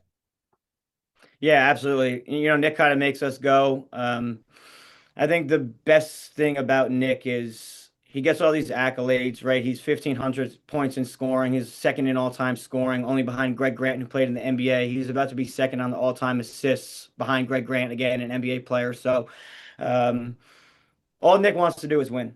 That's all he cares about. That's all he worries about. That's all he talks about daily, is just what kind of sacrifices are we going to have 1 through 17 so we can win. Same thing with Matt. Matt could care less about all those accolades. He's going to get mad at me for saying this, but he didn't even want them to announce his 1,000-point celebration, to start the game. He was like, I don't want to take away from the team or the game. I just want to win tonight, right? So those are the kind of kids in our locker room that are leading us on a nightly basis. So to have young men that are wired that way makes our job easier as a staff and kind of just keeps things in perspective for all of us in our program as a whole.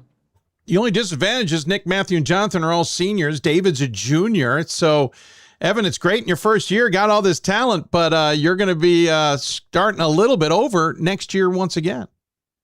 Yeah, super fortunate to be able to come into a program that is established, that has veterans, that has really, really good talent. I'm fully aware not a lot of head coaches in their first year get to take over a program that has all this in it. So something that I'm very thankful for and extremely fortunate for. So, we have some good juniors, like Jordan Robinson is our backup guard off the bench. He's been really great.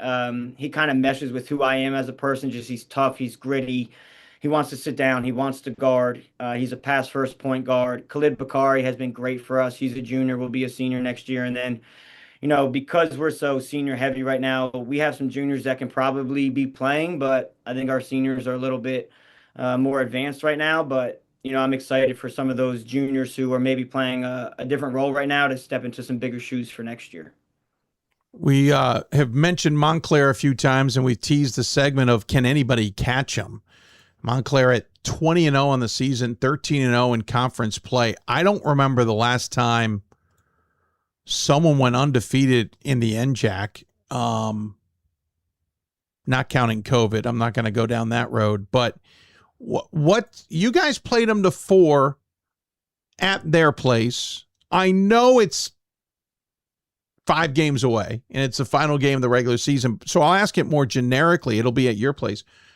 Can anyone in this conference get them, including yourselves? Like, can they get dinged before the regular season or before the NCAA tournament, or are they just simply that good?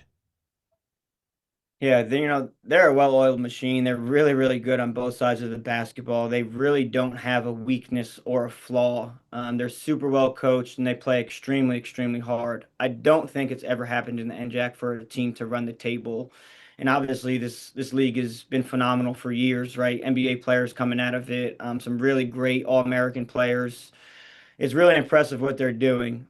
That being said, obviously we're biased. We think we can beat any team in the country, and we firmly believe that.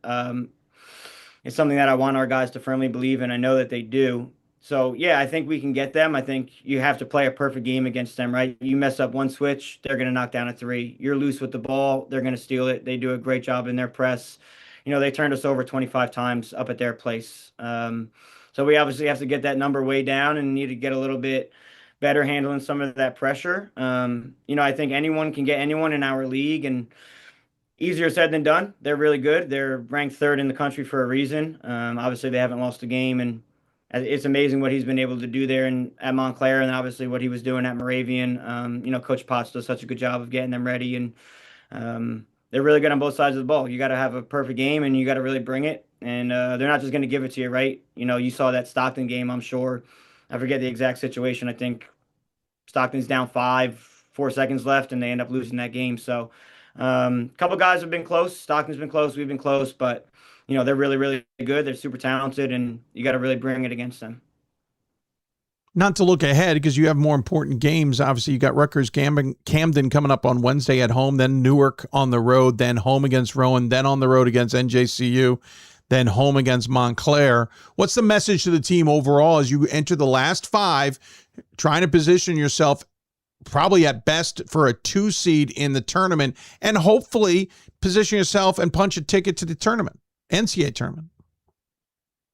Yeah, the message is going to be the same as it was in early September, right? It's going to be 1 through 17, super connected, celebrating each other's success, running your own race, competing, not comparing. And, we talk about just stacking days, right? And it starts in practice. Can we have a good practice? Can we have a better practice the next day and then the next day? And can we just get 1% better every single day? And I think our guys have done a really good job of taking it one drill at a time, one rep at a time. We talk about being super connected in our gym and having really great positive energy constantly, and not having our energy waver whether shots are going in or not, right? That's out of our control to a certain extent. Our energy is something that we can always control, whether that's positive or negative. No energy vampires in that gym, right? So continue to stack days, continue to take things in stride. I try and put our guys through a lot of adversity throughout practice, whether that is a drill where we need to hit a certain number of shots, and those last few shots, we're counting down the clock. They need to hit 2 shots in 5 seconds, and there's a lot of pressure on those shots, and try and put them in situations where we call them game winners, right? And I think late in games, I don't ever feel like we're super tight. We always have a good attitude coming back to the huddle, even when it's looking like, hey, we might lose this one. Our guys remain super positive and super connected 1 through 17 for the full 40 minutes, because I firmly believe we're never out of the fight. I got to ask about Drew. What's in the water at Drew? Obviously, I mean, I remember you playing there. You've gone on to become a coach. I randomly ran into Eamon Kearney, not random, but I totally didn't even put two and two together. He was on the Air Force staff when I PA announced the Navy game, and he made a comment to me out of the blue. I just wasn't ready for. Made me realize, oh my God, he's at Air Force. He was at Princeton. What is it about that stretch of time that's produced what I would argue is kind of a couple of really good coaches, and there's probably even more out there that I'm not fully up to speed on, that the Drew Connect. Like what is it that made you all kind of unique in that sense?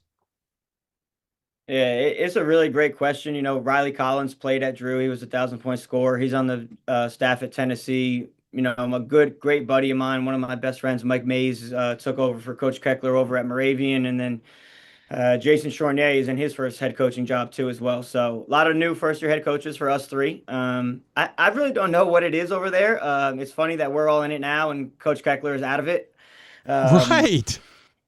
Yeah. I don't know. I think I was laughing with Keck the other day because he would always joke with me and some of the guys like, you know, if this doesn't go well for me, I'll just go to Enterprise Rent-A-Car and get a regular job, right? So I really don't know what it is. I think, you know, Coach has such a great relationship with us. And, you know, I think I've been able to take some of his values, core values as a person, and he cared about us as individuals first and foremost before us as basketball players. And I think he kind of, you know, had a culture there where he let guys play free and loose, and he was always going to be there for you off the court. And I think we all kind of really appreciated that. And he made such an impact on all of our lives as young men. So I think it's just kind of paying it forward. You know, we talk about leaving the jersey in a better place and just trying to take care of our guys. And, you know, we probably learned a lot from Coach Keckler. Yeah, maybe one of you guys is going to have to hire him as an assistant, though. You're going to have to pull him out of Tennessee, so good luck with that. Or you have to coach there. Hey, I appreciate the time and insight. By the way, while I was talking to you, I went and checked. Last time I can find a NJAC school that went undefeated, and there's a handful of years that aren't archived, is New Jersey City State in 79-80. They were 10-0, but that was for the New Jersey State College Athletic Conference. So we'd have to double check some details there, but still, i.e., it's been a while, and I know you guys would be looking to make sure that keeps happening, that record stays intact. There'll be champagne on ice. As always, Evan, I don't know if you know or not know, we always have a tradition on this show that we give the guests the final word. Any final thoughts you want to share with those tuned in? Yeah, absolutely. You know, first and foremost, I would just like to thank you for having us on here, but for also providing such a great platform for Division III men's basketball, women's basketball, and all the student athletes. I think what we ask our student athletes to do is really, really hard. And I just think it's awesome that they can get some recognition for all their hard work and all the sacrifice that they have. And also would just like to shout out my staff. You know, I can't do what I do without them. And it's amazing having two young assistant coaches who have played in the program, who are used to the college. And, you know, Danny and Trevor do such a great job. I love having them around. I know our guys love having them around. And, you know, I'm just one person, so I can't do everything. I use them a ton, and they've been phenomenal for us and for our guys. So, you know, just thank you, and thank you for our staff and all the support that we have at the college. Has been awesome. It's made my first year as a head coach pretty seamless. Well played so far this season. Well said, certainly as well. Yeah, it always takes an important staff to keep going. Thanks for coming on. Great to chat with you. Good luck the rest of the way, and we'll look forward to catching up with the Lions down the road. All right, Dave. Thank you. I appreciate it. Absolutely. Evan Elberg joining us here on the Hoopsville Hotline. TCNJ was always considered a good team. I think the change at coaching staff always brings questions as how do they gel? How do they figure it out? What do they change? We all knew Evan was going to bring in a defensive-minded process here.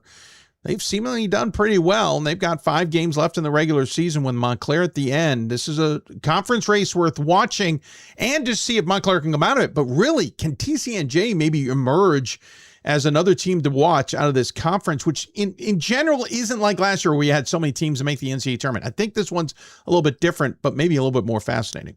We'll take a break. When we come back, We got more to talk about in Division III, including in women's basketball. Concordia Moorhead, part of a wild MIAC race. We'll talk to their head coach, Kim Wagers, coming up. You're listening to Hoopsville, presented by D3 Hoops. Coach of the Year, Administrator of the Year, All-America Team, Wade Trophy. The WBCA doesn't just honor coaches, but players, administrators, and much more. The WBCA strives to honor those who have contributed to the advancement of women's basketball. Celebrate the present, honor the past, look to the future.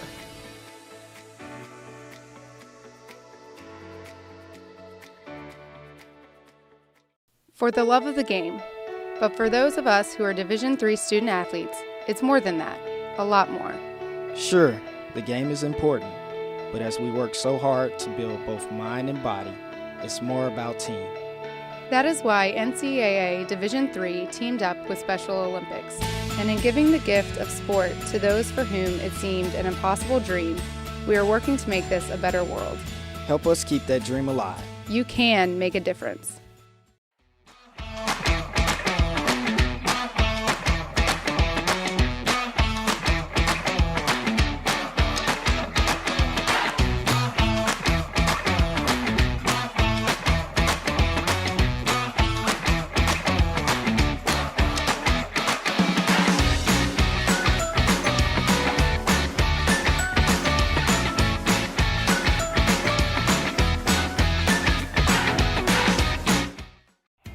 Something I discovered in myself is that if I have a goal, then I can accomplish it. It's a well-rounded experience. At a Division III school, you primarily a student athlete, so the school is really shaped around you developing yourself as a complete individual. It helps a lot that you have a family with your team that can guide you.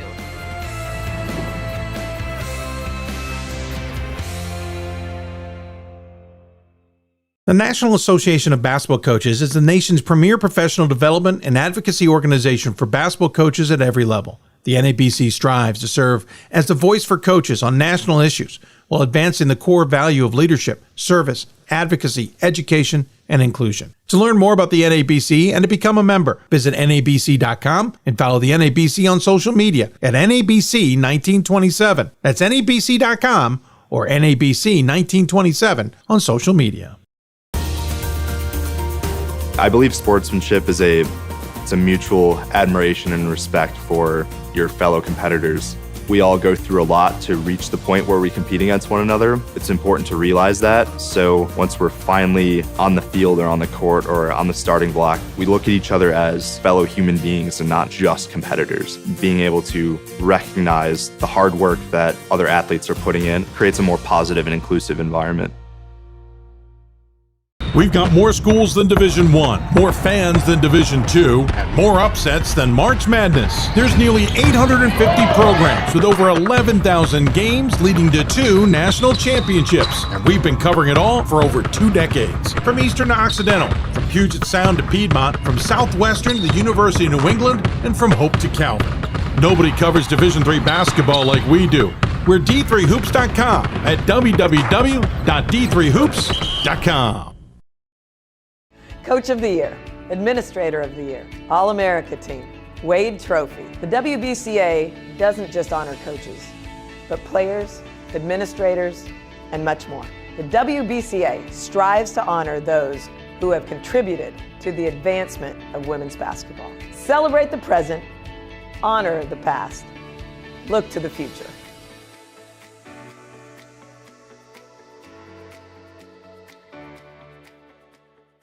For the love of the game, but for those of us who are Division III student athletes, it's more than that, a lot more.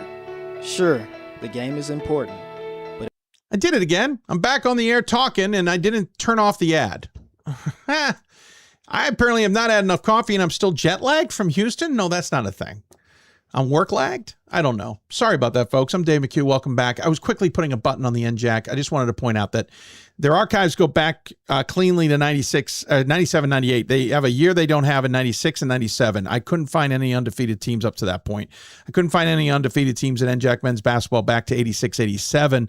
But 85, 86, 84, 85, 83, 84 are missing from their archives. So I can't prove it. So maybe someone out there can let us know the last time truly, we found it in 79, 80, that a team went undefeated in NJAC men's basketball. A lot of one-loss teams, but no one undefeated. Switching to women's basketball, we're going to the middle of the country where it has been freezing. A little heated outside of Division III. I say that tongue-in-cheek, a little eye roll, a little head shake, but it's been really cold weather-wise.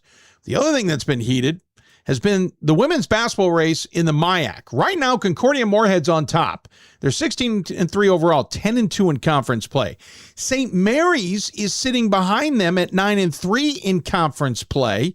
St. Mary's at 15 wins. The last time they were at 15 wins, you got to go back to 17-18. Bethel's in the mix at 9-3. St. Scholastica's in the mix at 9-3. Hamlin and Gustavus Adolphus are 8-4 with St. Benedict 7-5. It's a wild MIAC race. So who do you talk to? I threw a dart. I just threw a dart. I said, well, who do we want to talk to? Well, we haven't talked to the Cobbers in a while. That's a perfect way to start it off. Let's talk to the Cobbers. That's Concordia Moorhead, and Kim Wagers joins us on the Hoopsville Hotline to make sense of this insanity, I hope. Kim, welcome to the show. Thanks for joining us. Thanks for having me. I hope I can make some sense today. Well, we're not expecting miracles. This has just been a wild season. What's, I think, more wild is you have 2 losses in conference play. Technically. I'm going to say technically. Your losses are to Bethel and St. Mary's, who's having this tremendous season. But you also have a third loss, and it's to a conference opponent in Bethel back earlier in the season. So they've got your number, but otherwise you're atop a conference that is also constantly in flux with all those teams I mentioned, St. Benedict, Gustavus, Hamlin, St. Scholastica, Bethel, St. Mary's, yourselves, at 12 or more wins. Like, this is a really competitive conference this year. Yeah, it's been amazing to see just how great our league is top to bottom. I think everyone's just done such a good job with building their rosters and preparing for each other each night. And so, yeah, it's just been, I feel like it's been competitive in years past also, but this year feels especially where it's like, okay, like there's a really good set of teams top to bottom. And so every night is a night we got to come ready to play for sure. Yes, you have to come ready to play, but what's crazy, of course, this conference schedule has evolved, right? Like, you're no longer playing the full double round robin, leaving your barely any non-conference games. So you get a little bit of a breather outside of conference, but not much of one. So you all get to know each other really well. So I'm taking the adage of, to get to this juncture with only 2 conference losses and 3 overall speaks to just how good your season is this year. And you go back to last year, you were 16-10, so we've even hit that mark already in terms of wins. What's the season been like, though, from your barometer? Yeah, it's been outstanding. Our team, we graduated a lot of scoring last year, and 4 seniors that all started and did a lot for us on and off the court, obviously. And so it was a fun summer, kind of dreaming up of what was going to happen with this crew and who's kind of going to fill what roles. And this crew has just hit the ground running from the start. Just with our practices have been so competitive, and our energy and effort every day has been just outstanding. And so, they've really glued really quickly, which was fun to see too. They hit the ground running from just ball movement, people movement, and playing well together. And obviously we have a lot of kids. We returned a lot too, so there was a good chunk that have played together before, but we added some new pieces obviously, and those kids fit in really well, really quickly. And so it's been really fun to see just how well they've played consistently throughout the year. That anticipation, that excitement going into a season, is it hard to kind of rein yourself in and thus have reasonable expectations that if you don't get off to a good start, that you're not disappointed and you can keep focused on the positives?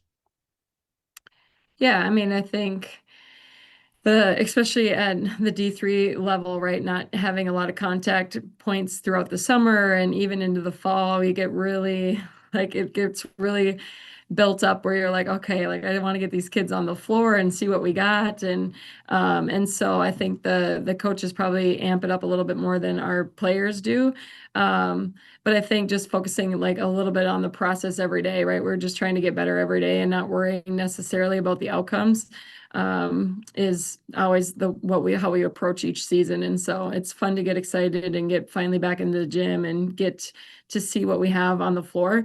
But it's just like, okay, let's get better each day and see what happens when we roll the ball out on game day. The season got off to a great start, 4 straight wins before Bethel tripped you all up at home by 8. And then you got back in the win column and you guys got 7 straight before St. Mary's tripped you all up. And now you've won 5 of your last 6 with that Bethel loss. You've got some interesting results in here. Conference has gone well. You got a win over Howard Payne. You got a win over Hardin Simmons. Is this what the expectations were? Is this living up to it? Or do you think this team still got some growth and some things to get better at?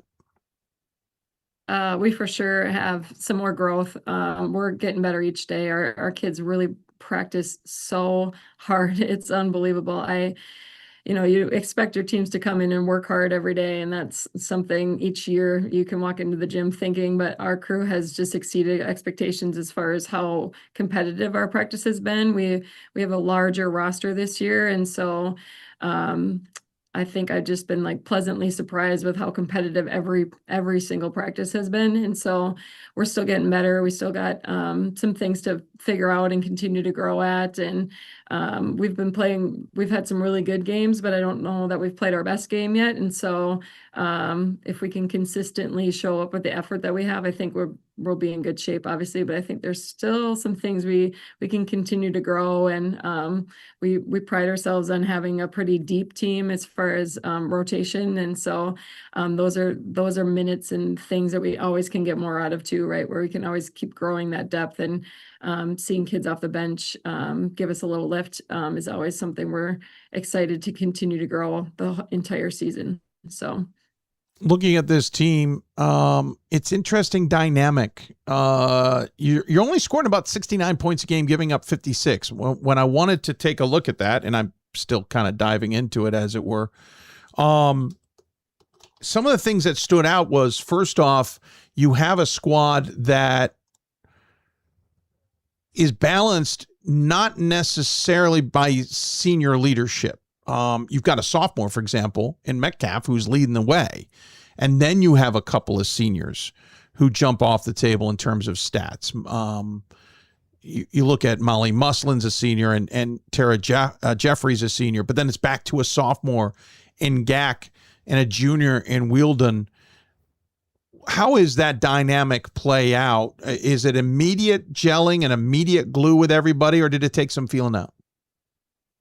I mean, it probably always takes a little bit of filling out, but I think Maya specifically was just such a glue piece right away. She's so versatile on both ends of the floor. She can play inside out. She can pass. She can shoot it. She's tremendous on the defensive end of the floor. And so she was a pretty seamless fit with those guards that we returned in Molly and Taya and Taylor at the point guard. And so that's been pretty seamless. And I've liked the growth of our younger kids from year to year here, where they got some taste of it the last couple of years and now have really stepped into roles and done a really good job. And so it's been pretty seamless as far as just a fit. Our kids move the ball really well. We've been really balanced from a scoring standpoint and from just how we want to play. I think we're like second in the country right now in assist percentage.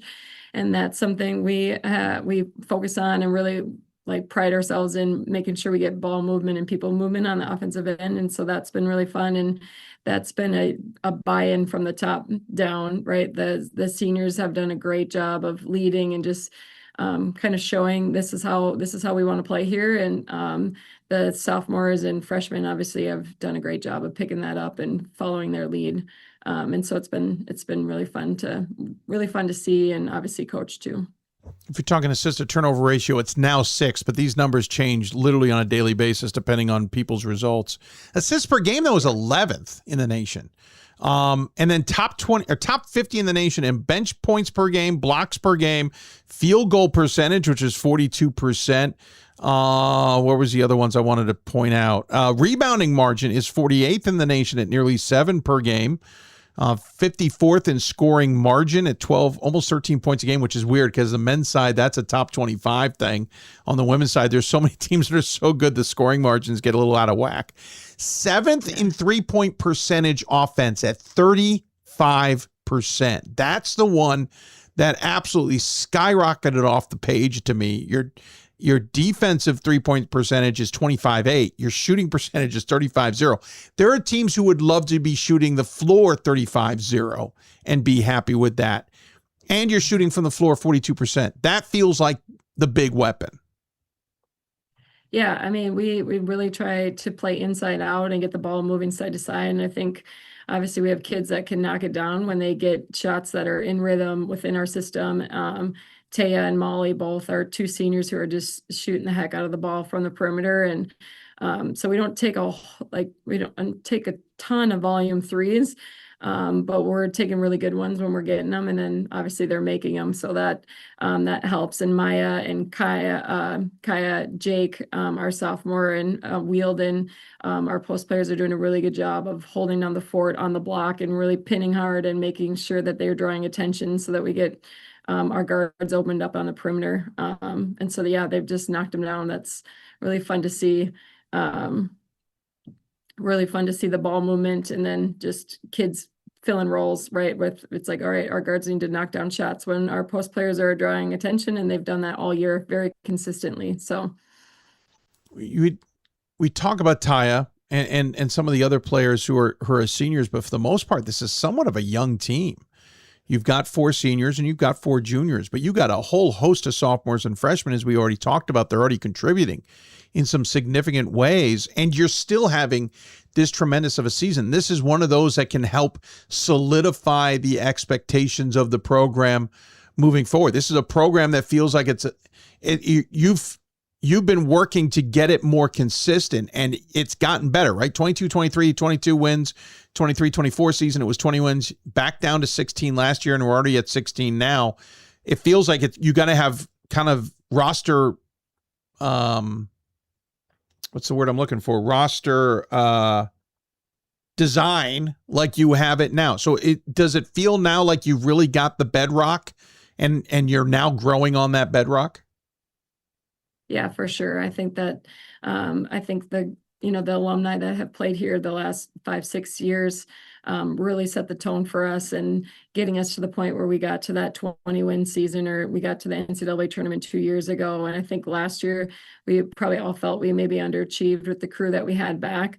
But now the seniors this year have been a part of that tournament experience, right? They've played in MIAC championships, and so they're doing a really good job of leading the way. And our sophomores and freshmen and that are playing some, right, are getting just outstanding experience now. And that's some of the depth pieces that's very intentional, that we try to increase our depth and play a lot of kids every year so they get those experiences and get those minutes, so that when we do turn over a senior class that scored 90% of our buckets last year, that these kids are ready to take on these bigger roles and do just that, which they've done a tremendous job of. So yeah, we're really hoping that we continue to obviously win this year and get these guys, the young kids, some really good experience in the MIAC tournament, and then obviously an NCAA tournament would be outstanding for our whole crew. And that keeps the ball rolling from a year-to-year basis, right? I think we got to give credit to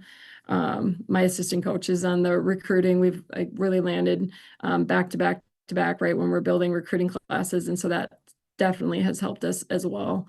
But yeah, we're excited that this is definitely one more step to being consistently at the top of the MIAC or getting NCAA tournament bids. So we were talking about this unbalanced conference schedule, which I'd love to see a little bit more unbalanced slightly. I feel like it's at 3/4, it needs to be at 2/3, but that's just me. But interesting enough, you played 2 games against Minnesota Morris. We mentioned picking up the Bethel game. So of the 7 non-conferences, you basically picked up a second repeat. And some of them do that in conference play. Like we've talked about Randolph-Macon and Hampton-Sydney on the men's side of the ODAC. When they're not in the double game in the conference, they'll pick up the extra as part of their rivalry. We should point out to people who don't know, you're on the border with North Dakota. If anyone knows Fargo, you're looking at Concordia Moorhead's location there in the northwestern corner. You're 4 hours maybe by bus from St. Cat's in St. Paul. So we know you're kind of up there in Moorhead. My question is that all of it? Because we've seen you at the D3Hoops.com Classic before in Vegas. Is it that, and you obviously went to Texas this year, is it that challenging to get the schedule to some degree you might be part of that group in the conference that doesn't want to see more non-conference games? Yeah, I mean, I'm sure from a budget standpoint, we probably don't want to increase too many non-conference games. So there's that piece of it, but no, I was in favor of going to get out of the double round robin just so that we could have some more opportunities. We try to travel every year after Christmas and go somewhere. So we've been to the Vegas tournament. Obviously, we were in Kentucky at Transylvania last year. We were in Texas this year, and so those are huge trips just from an experience standpoint for our kids. They're bonding trips. They're usually, like this year we had flight cancellations, and all the things that happen on those trips are always fun, right? Or memories, I guess. I don't know. Fun. If they're fun Okay, for sure, me, but sure.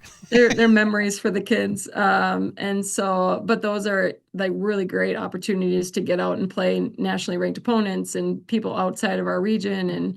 And so, yeah, I'm in favor of the non-cons. Either staying at the 7 or increasing a little bit too would be okay. I mean, credit to Bethel. We knew that we had only had them once in the conference play this year, and so we knew that that would be a really good game for both of us. And we struggled to get teams to volunteer to come all the way to the Fargo-Moorhead area. And so, yeah, Herbie from Bethel was like, yeah, we'll play you. We'll come to you. And we went to their place for our conference game. And so that was a huge get for us in a non-con game, even though it was a familiar opponent. It was a really good opponent for us to get to play. So, yeah, and then we always try to schedule some of the Wisconsin schools too, knowing that league over there is outstanding as well. And so, and not terrible trips from a travel standpoint. So, yeah, the non-con is super important to us. Just from like it's difficult sometimes to get games scheduled, but it's definitely important to us to get out and play the best competition we can find, and also get some of those really fun experiences in for our kids. Yeah, the Sun Country out of Hector International doesn't always work out. I remember your struggles. It was great to see you guys though at the Classic. Got a tough stretch ahead, but luckily 4 of the 6 are at home, Coach. I mean, you got Carrollton and Hamlin have to come to your place. You do have to make that haul to St. Paul to play St. Cat coming up on the 11th, but then you're home against McAllister, St. Olaf, and then finish on the road against St. Scholastica. To some degree, this schedule plays really well into your hand at the end here as you try and keep St. Benedict's, Bethel, St. Scholastica, Hamlin, Gustavus, and St. Benedict behind you in the conference standings. And you've gotten it done essentially on the flip side of that, right? Because you just went through all of those road games. You beat Gustavus. Yes, you lost to Bethel, but you beat McAllister.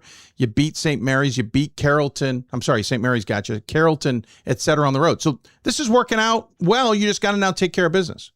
Yep, that's our kind of chit chat in our coaching meetings, right? Is just, all right, we have 4 of 6 at home and 2 huge road games left, but it's really great to be at home here in February with, our crowd and sleeping in our own beds. And so we're just trying to control what we can control, and that's us, and prepping every day for obviously really outstanding MIAC opponents here. We got continue to play well and take care of business. But yeah, we really like how the schedule kind of unfolded here, where we get to be at home a ton, and I'm excited for our kids to have an opportunity to go get a regular season 1 seed. So on the big win over Gustavus, like we just mentioned, just the last time out, big win over St. Benedict. Like, you've gotten some of the tougher ones now behind you in terms of who's ahead on the schedule. So it's playing nicely, and I know you want to be at home. Force everybody to come to your place. Come out. If you hit Fargo, you went too far. Yep, enjoy that bus ride. Exactly, especially in the way your weather has been of late. Lord, it's been chilly out. It's been chilly here. If it's been chilly here, it's even colder there.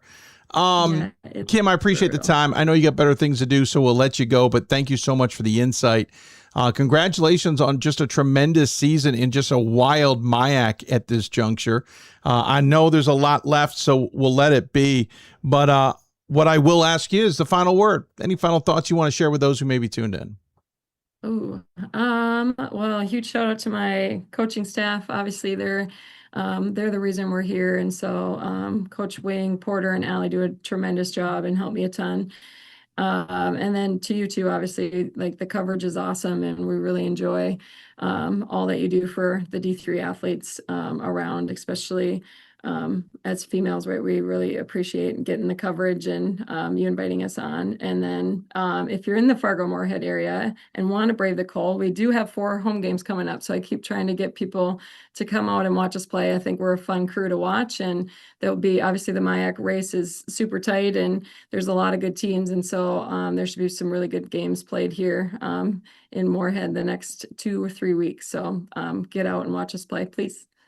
I was thinking about this the other day. You know, I want to get to more schools, more places to see games, and some of these seem like they're far reaches. But in reality, I can probably get to Fargo with no problems, which means I can get to the Cobbers Arena with probably very little issue, and St. Benedict looks like it's not too far, and some others aren't too. I might be able to pull this off. I might come up there, and heck, I get to enjoy a good winter. Yeah, absolutely. Come on up. I am sadistic, Kim. I like good winter. Hey, congrats. Thanks so much for your time. Good luck the rest of the way. We'll look forward to keeping an eye on the Cobbers and seeing where things lay, and see how it plays out. But have fun with it. Appreciate it. Thank you. Kim Wagers joining us here on the Hoopsville Hotline. That's a really good conference race and a really good team atop it right now. I can't remember the last time that conference race at this juncture had basically a third to half the teams kind of in the mix. Fun to watch. Looking forward to how that all plays out. We take a break. We'll come back. Grayson's got a question for us in the chat room. It's important. We'll actually come back and talk about some NCAA tournament related stuff, since it's a month away, plus some other business. You're listening to Hoopsville, presented by D3 Hoops. A little news and notes when we come back. We've got more schools than Division I, more fans than Division II, and more upsets than March Madness. There's nearly 850 programs with over 11,000 games, leading to 2 national championships. And we've been covering it all for over 2 decades. From Eastern to Occidental, from Puget Sound to Piedmont, from Southwestern to the University of New England, and from Hope to Calvin. Nobody covers Division III basketball like we do. We're D3Hoops.com at www.d3hoops.com.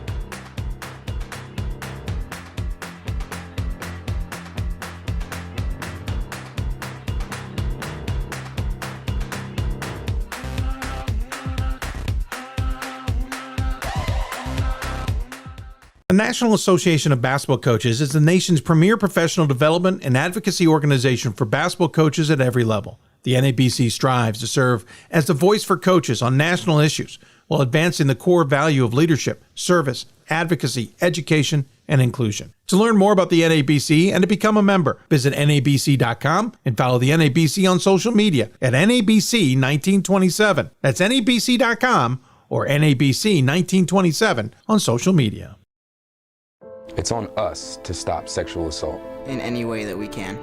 To get a friend home safe. To never blame the victim. It's on us. To stand up.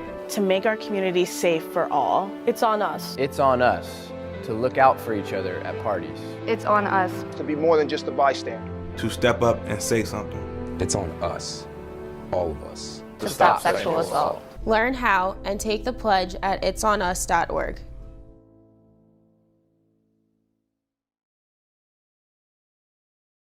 If I lose, I'll respond with respect. If I win, I'll back it up with humility. If I fail, I'll rise up with honor. It's tough for us to put it all on the line.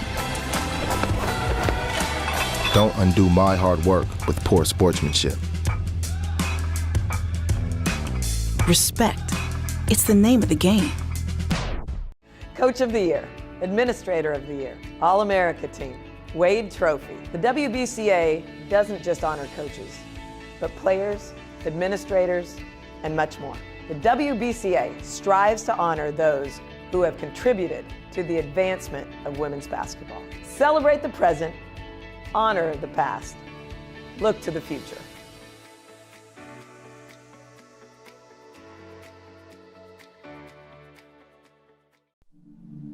I used to never really talk, ever. I was afraid if I said something wrong, everyone would laugh at me. But then I started to play golf with Special Olympics. It helped me to find my voice. And now everyone else is speechless. Welcome back to Hoopsville, everybody. I was talking to Kim Wagers there at the end off air, and she was telling me they're actually stripping Memorial Auditorium to the bones. They're going to get a brand new floor, it sounds like, new baskets, new scoreboards, changing the permanent seating to that building. It's the only wood floor on campus, which I did not realize. So that is fascinating. They're getting kicked out sometime after the season comes to an end in March. Obviously, they're going to want to be in a position to host if they can, which will give me a segue in a minute. But I told her I want to see a time lapse of that. So, Jim, I apologize now. I've just thrown something into your plate, or onto your plate, I think. A time lapse of that. I wouldn't be surprised if maybe they try and sell some of the seats or the floor or something. All fun stuff. Which is a shameless transition for me to mention, if you want to send swag to the show, whether it's stuff we can put on our shelves or put in the studio, jerseys that we can put on the studio, or gear I can wear, email us, hoopsville@d3sports.com. That's hoopsville@d3sports.com. We will hang any jersey that we get. We have to do better with transitioning, and I'm hoping sooner or later I'll have some downtime to redo this wall. We're going to do it so that we can put more jerseys up. In fact, I've got a strategy set up to do that. So instead of 3x3, we'll go 4x3, maybe 4x4 if we can make it tight enough. There is this other camera angle that a lot of people don't see, which is this one. And actually, it's a little tighter than I thought. You see it in the interviews, but there's a little bit more space is what I'm trying to get at. So, if you want to send stuff, we'll put it on the walls. We'll wear it. I'll tell you what size I am. And other stuff. But also, if you just have some swag items you want to give us, we'll put them on the shelves here. This is full of all kinds of sports memorabilia, not just Division III, as you can probably tell from the bobbleheads on the top shelves. So if I have to remove something that's not Division III related to put Division III stuff on it, send it. I will do so. Speaking of which, we have a couple of videos to put out. We're starting to use our TikTok account. Believe it or not, we have a TikTok account. We used it a little bit last year with some fun segment stuff, but I didn't stick with it. I also wasn't sure the future of that that media entity. Anyway, we are taking videos of unpacking packages that are sent to us. We did one already about the package we got from W&L, which wasn't even from W&L. It was from Mama Schleissner, Mary Schleissner's mother.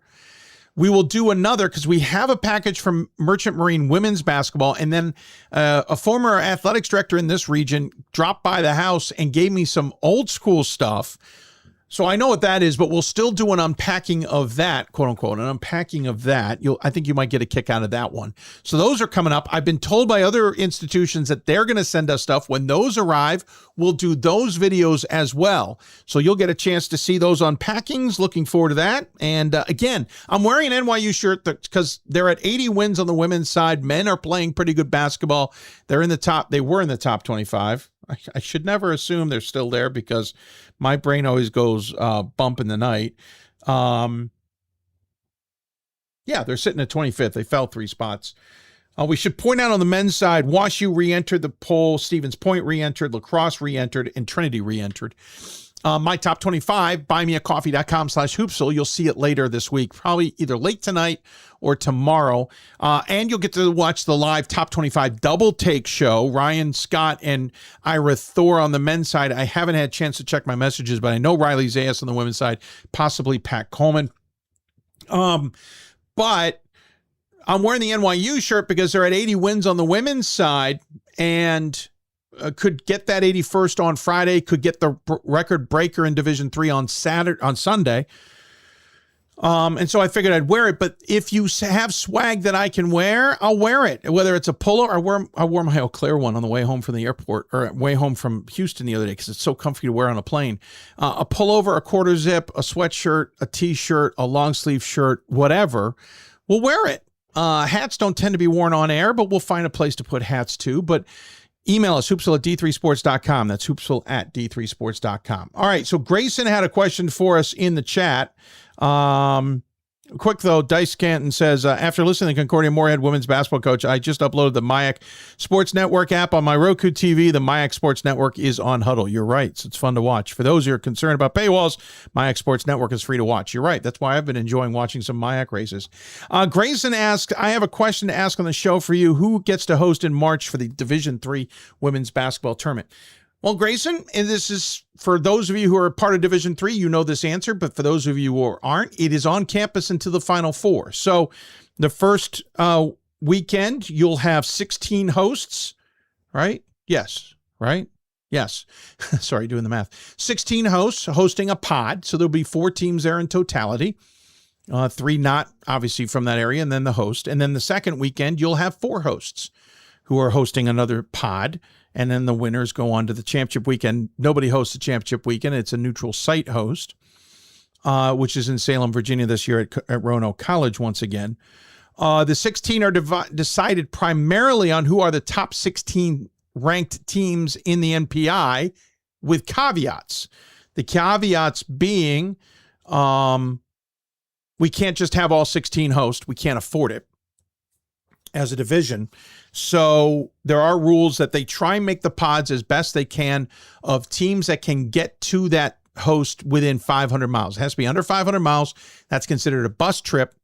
And thus, if you can get X team to that location in under 500 miles, that's where they're going.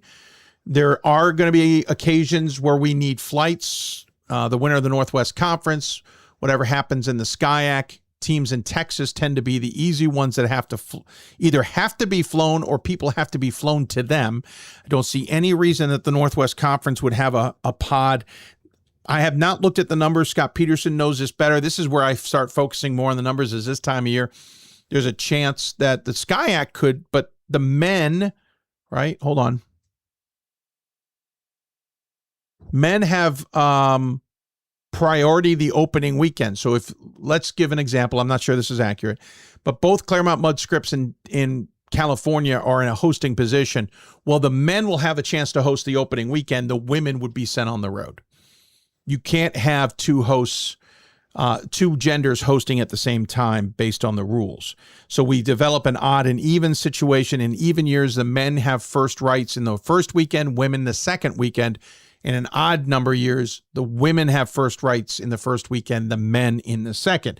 Thus why NYU women's basketball, despite being undefeated, was on the road at Gettysburg for the Sweet 16 and Elite 8 last year. And it's why the men were on the road for NYU men's basketball, who made it all the way to the title game in the first weekend. So you got to be top 16 minimum in the NPI. And then outside of that, it's a geographic conversation. So let's talk about Scranton, Grayson. Let's say the men are in a position to host, and I don't think they will be, but if the men were in a position to host, that means that women would have to travel somewhere in the opening weekend. They basically would make a pod that would favor Scranton as if they were a host, but it would just be played somewhere else. That's how F&M men hosted last year, for example. And then the second weekend, they would be at home. So that's the basics of it. If you are not in the top 16, then you got to hope you can be in a hosting position. So that's what that is. In the meantime, if you are not a host, then you just have a good enough resume, and they try and balance the 4 teams that go there. So you're going to have essentially like you would see in a normal pod, you'd have a 1, a 2 top seeds. They play the 2 games on Friday in that pod, and then they play against lower seeded teams, and with a plan that those 2 would face the next weekend. By the way, doors open, which means Tucker has entered the building, entered the studio. And so on and so forth. Yeah, I can hear him lying down. So that's how it plays out. That's the simple way of doing it, Grayson. We will be talking a ton about it between now and the end of the season, and that gives me a good segue to mention February 19th. In the past, we've done a top 16 show. For the most part, we will be talking about the top 16. As if the tournament were to start that weekend, here are the 16 seeds that are in the best position to host. It doesn't mean they will host, but they're in the best position to host. On that show, we will talk to the national committee chairs. If you're watching the show, you can see Tucker walking around the room, by the way. He's off my left shoulder. There he is. Top 16s. We'll talk about the hosting possibilities. We'll talk to the national committee chairs about some other things. If you've got specific questions for them, you need to email us, hoopsville@d3sports.com. Mind you, we will not have those answered until the 19th. We'll also talk a little bit inside. How does this all come together? How do they figure out the hosting? How do they figure out the bracket? How do they determine who's going to be an on-site rep for the NCAA? How do they contact schools and get them ready? How are schools figure out the travel side? We're going to dive into that with them on February 19th. That is a 7 p.m. show. Then my hopes are, and this is not set yet, my hopes are we'll then have a conversation with those who know what are games that we're going to need to keep an eye on? What are races we're going to need to keep an eye on that's going to impact the top 4, the top 8, and the top 16 in men's and women's basketball and those NPI numbers in the closing 10 days of the season? We've always seen changes. Women saw a number of changes last year. It's how Gettysburg got into position to end up hosting. They were not there 10 days prior. So what will happen? So we can't reveal the top 16 like we did a handful of years ago, which to much fanfare, because we know the top 16. The NPI has kind of ruined some of those things, not just for us, but for student athletes, in my opinion. But we're going to make the most of it. So a big show coming up on the 19th. Between now and the 19th, and the 19th, the end of the season, we're going to be talking about hosting opportunities and the changes in the NPI numbers and all of that.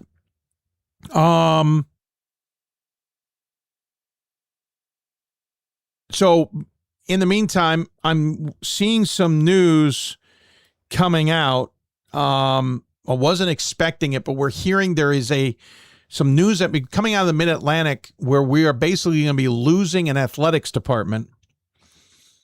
I wasn't expecting that news today, but we are going to see an athletics department go away from Division III. I can't go into more details than that. But just be aware, in the Mid-Atlantic region, we will see an athletics department disappear. The news is coming out today. I wouldn't be surprised. It is 2:22. We got to wrap this show and get off the air live, but I will bet within an hour that news will be official. Haven't seen it yet. Doesn't mean I'm going to see it immediately, but we'll keep an eye on that. I'm not in a position from my sources to be able to announce it myself, but we'll keep an eye on that. Grayson says, keep an eye out for a landmark conference race for top 6 conference playoffs. Well, yes, Grayson, we will, no disrespect to you, bud. We watch the Landmark all the time. There's two reasons for that. My alma mater is in the Landmark, not that they're as competitive, so I'm very familiar with the Landmark Conference. I've been around since it was formed. In fact, if I'm not mistaken, I think I helped break the news that it was coming. So we're always watching. On the women's side, we've got Scranton. We all know how good Scranton women's basketball is. We've got Catholic women's basketball, which isn't too bad. Susquehanna ain't bad either. On the men's side, that race is fascinating with Catholic, Scranton, and Drew, plus the others who are going to play spoiler. Yeah, we're going to be watching the Landmark race. And more importantly, it's going to be a part of the conversation for that top 16, because if Scranton falls at any point, they're probably still in a position to host, but it might allow some other teams to kind of shuffle things up. So trust me, Grayson, Landmark's probably one of the first ones we keep an eye, not one of, I shouldn't say that, because the MIAC will be interesting to watch on the women's side, the WIAC, the ODAC, let's see, NESCAC, what else will be, the OAC, MIAA, there's a lot of conference races to watch, but Landmark's always in that conversation in both men's and women's basketball. The difference, Grayson, I'll tell you this, women's basketball tends to make deep runs out of the Landmark Conference in March. Men don't. We've had one deep run and maybe it's history.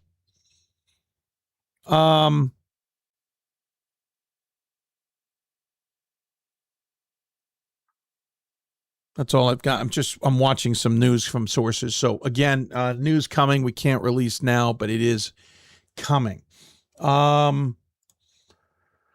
What else have we got? We'll be on the air noon Eastern coming up on Thursday, followed by next Thursday as well at noon Eastern. Basically next Monday, all shows from here to the end of the season, I believe, will be at noon Eastern, except for that 19th show. We just want to marquee it more, so we're moving it to 7 p.m. that night. Also gives me a little bit of time to work on the show prior to that. So that is all coming up. Follow us on YouTube where we live stream the show. You can also go watch our archives there. We have posted most of our archives on Hudl as well. We got to catch up on a couple that we need to get on there. We also have our podcast. If you ever listen to the show, you're listening to it on the podcast. We appreciate it. Again, some news coming. You're going to see it in the Mid-Atlantic. There's a conference or a school that's going to be losing its athletics department. That is coming soon. It's news we've known for quite a while. We just have not been able to release it. It's news that I think a lot of people knew was coming. We just haven't been able to dive into it. So that is coming. New Top 25 Double Take show tonight, as we mentioned. Let me see. I had messages. There they are.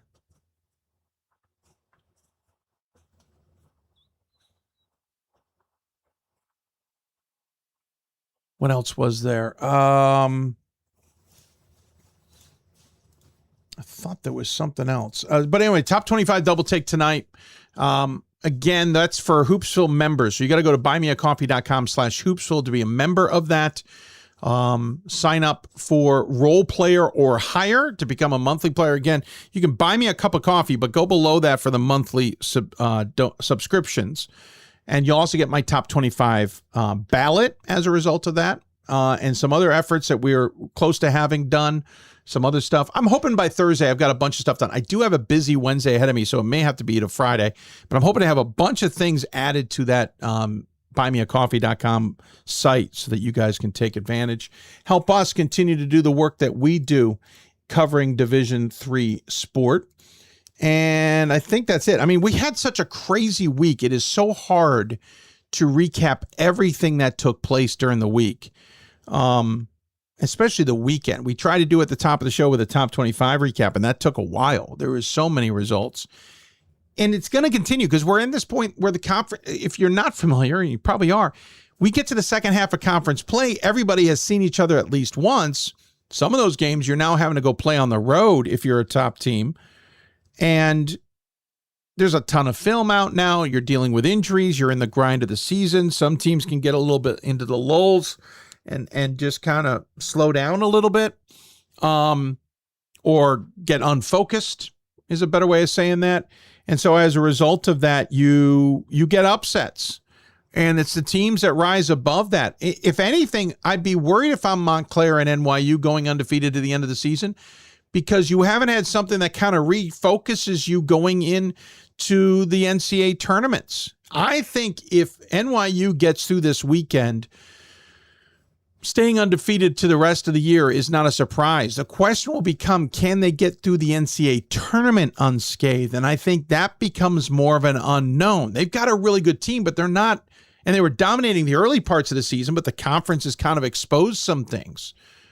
If NYU were to take a loss, if Montclair were to take a loss here late in the season, it may be just enough to refocus them to get them even better for the postseason. Then I think, are you fully exposed or you are fully refocused? And I think in NYU women's case, it could be dangerous how good they are. Same with Smith women's basketball. I think this 3-game stretch might refocus Trinity men's basketball. Montclair, unknown. I'll be honest, I think it's an unknown. Montclair can either refocus and go on a tear, or they get completely exposed and everything kind of unravels on them. I just don't know. I did not expect a men's team to be undefeated at this juncture in the season. So how did I vote in my top 25? You're going to have to become a Hoopsville member and tune into the show tonight on the top 25 to get a little taste of what I did for voting. And most importantly, I'll put my ballot online for all to see. By the way, I did not email that to Hoopsville members. If you are a Hoopsville member and want that to be emailed instead, let me know and I'll go back to emailing. I don't want to spam your inbox. This is a simple way of putting that.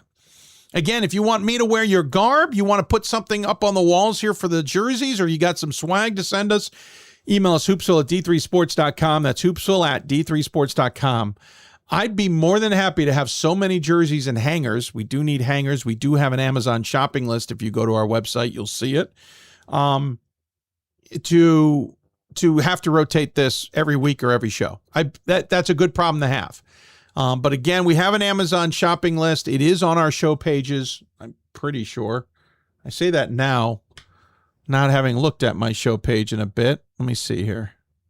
It's not, actually. All right, so I'll add that. So you at least have that ability to go to our show page, or to go to our Amazon shopping list and look at that, because we need hangers and it's a part of our shopping list. These hangers are great. They're relatively well priced. They're not that expensive, but we've run out of them. We have more jerseys than we have hangers. We have some jerseys on some hangers down here. We have some hangers we got to fix. They're not broken. They're designed to be adjustable. We got to update and get some more jerseys up, but we have more jerseys than we do hangers. So there you go. And with that, we're going to wrap up the show. Thank you to Trine. Oh, hold on. Hey, Grayson, for the most, but stay tuned because we've answered most of your questions on air. Thanks to Trine, Whitworth, TCNJ, Concordia, Moorhead, and Tucker, who you just saw leave and go up the stairs if you were watching on the show. Trine women's basketball and Concordia Moorhead women's basketball, Whitworth, TCNJ men's basketball. Thanks for coming on the show. Really enjoyed chatting with Andy Rang and Damion Jablonski and Evan Elberg and Kim Wagers on the show. I want to thank their sports information directors. Steve, let's see. I have a few in here that are Andrew, Jim, I'm missing one, and Brant for your assistance in putting on the show. And looking forward, Thursday, noon Eastern, already starting to book our guests for that. And then next Monday as well. And don't forget, Top 25 show tonight. But I got to go because I got to go pick up some kids, go on dad duty. Archive will be available video-wise almost immediately. Podcast a little bit later this afternoon. And the Top 25 show a little bit later. Thanks for tuning in, everybody. Hope you enjoyed the show. We'll keep up some information on how you can become a Hoopsville member at buymeacoffee.com/Hoopsville at the end. In the meantime, thanks for tuning in. You've been watching Hoopsville. Thanks to our partners at D3Hoops.com, the Women's Basketball Coaches Association as well. And look forward to talking with you down the road. If you are a fan of Division III basketball, you've got to watch Hoopsville. And if you're not watching Hoopsville, why not? And if you're new to the show, welcome. And tell your friends about it. We'd love to have more of you tuned in as well. Catch you back here tonight for the Top 25 Double Take and on Thursday, noon Eastern.